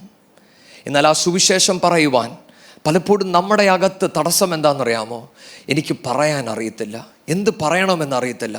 അവിടെയാണ് പൗലോസ് പറയുന്നത്, നിങ്ങൾ എനിക്ക് വേണ്ടി പ്രാർത്ഥിക്കണം. എന്തിനാണെന്നറിയാമോ? എൻ്റെ വാ തുറക്കുമ്പോൾ ദൈവം എനിക്ക് വചനം ഇട്ട് തരണം എന്ന് പറഞ്ഞാൽ, ഇന്നിവിടെ ആരെങ്കിലും ഇരിക്കുന്നു, നിങ്ങൾ പറയണില്ല എനിക്ക് വചനം പറയാൻ അറിയത്തില്ല, എന്ത് പറയണമെന്ന് അറിയത്തില്ലെങ്കിൽ, ഇന്ന് ആത്മാവ് നിങ്ങളോട് പറയുകയാണ്, നിങ്ങൾ പ്രാർത്ഥിക്കുമെങ്കിൽ നിങ്ങളുടെ അടുത്ത് വരുന്ന ആൾക്കാരോട് എന്ത് സംസാരിക്കണമെന്ന് ഞാൻ നിങ്ങളുടെ മേൽ ആത്മാവിനെ നിറച്ചു തരും. ഹല്ലേലൂയ. രണ്ടാമത് പൗലോസ് പറയാണ്, ധൈര്യത്തോടെ പറയുവാൻ. നമ്മുടെ ജീവിതത്തിൽ നമുക്ക് ധൈര്യം കുറവാണ്, പക്ഷെ പരിശുദ്ധാത്മാവ് പറയണം, ഞാൻ നിനക്ക് ധൈര്യം തരാം. മൂന്നാമത് പൗലോസ് പറയാണ്, ഞാൻ പറയേണ്ടതൊക്കെ പറയണം എന്ന് പറഞ്ഞാൽ എന്തെങ്കിലും പറഞ്ഞിട്ട് പോകുകയല്ല. ദൈവം എൻ്റെ അടുത്തൊരാളെ വിട്ടാൽ, എൻ്റെ വായെ എൻ്റെ ദൈവം നിറച്ചാൽ, അതിനുള്ള ധൈര്യം തന്നാൽ, പറയാൻ പറഞ്ഞത് മൊത്തവും ധൈര്യത്തോട് പറയുവാൻ ദൈവമേ നീ എനിക്കൊരു കൃപ തരണം. ഹല്ലേലൂയ. ഇന്ന് ഈ വചനം ഞാൻ പറഞ്ഞു നിർത്തുമ്പോൾ എൻ്റെ നിങ്ങളുടെ പ്രാർത്ഥന ഇതാകട്ടെ, അപ്പാ അങ്ങ് എന്നെ അങ്ങേപ്പോലെ ആക്കി മാറ്റുക മാത്രമല്ല, അങ്ങ് വിളിച്ച ആ ശുശ്രൂഷ പൂർത്തീകരിക്കുവാൻ എൻ്റെ മേലൊരു കൃപ പകർന്നു തരണം. അപ്പോൾ ഇന്ന് മുതൽ എന്നെ കാണുന്നവരോട് സുവിശേഷം പറയുവാൻ എൻ്റെ മേലൊരു കൃപ പകർന്നു തരണം. പ്രേയിങ് ഹൈഡ് അല്ലെങ്കിൽ ജോൺ ഹൈഡ് എന്ന് പറഞ്ഞ ദൈവദാസൻ ഗുജറാത്തിൽ താൻ ജീവിക്കുമ്പോൾ തന്നെക്കുറിച്ച് ഇങ്ങനെയാണ് പറയുന്നത്, താൻ ഒരു ദിവസം കുറഞ്ഞത് ഒരാളോടെങ്കിലും താൻ സുവിശേഷം പറയും. താൻ എങ്ങനെയാണിത് പറയുന്നതെന്നറിയാമോ? പ്രാർത്ഥനയിൽ ദൈവസന്നിധിയിലിരിക്കും. ഇന്ന് എന്നെ കേൾക്കുന്ന ഓരോ പേരോടും ഞാൻ പറയട്ടെ, ദൈവം ആഗ്രഹിക്കുന്നത് that we would live a victorious Christian life. പക്ഷെ അപ്പോൾ തന്നെ അനേകരെ ക്രിസ്തുവിലോട്ട് നേടുവാൻ ദൈവം നമ്മളെ സഹായിക്കട്ടെ. ഈ വചനത്താൽ ദൈവം നിങ്ങളെ അനുഗ്രഹിക്കട്ടെ. Thank you.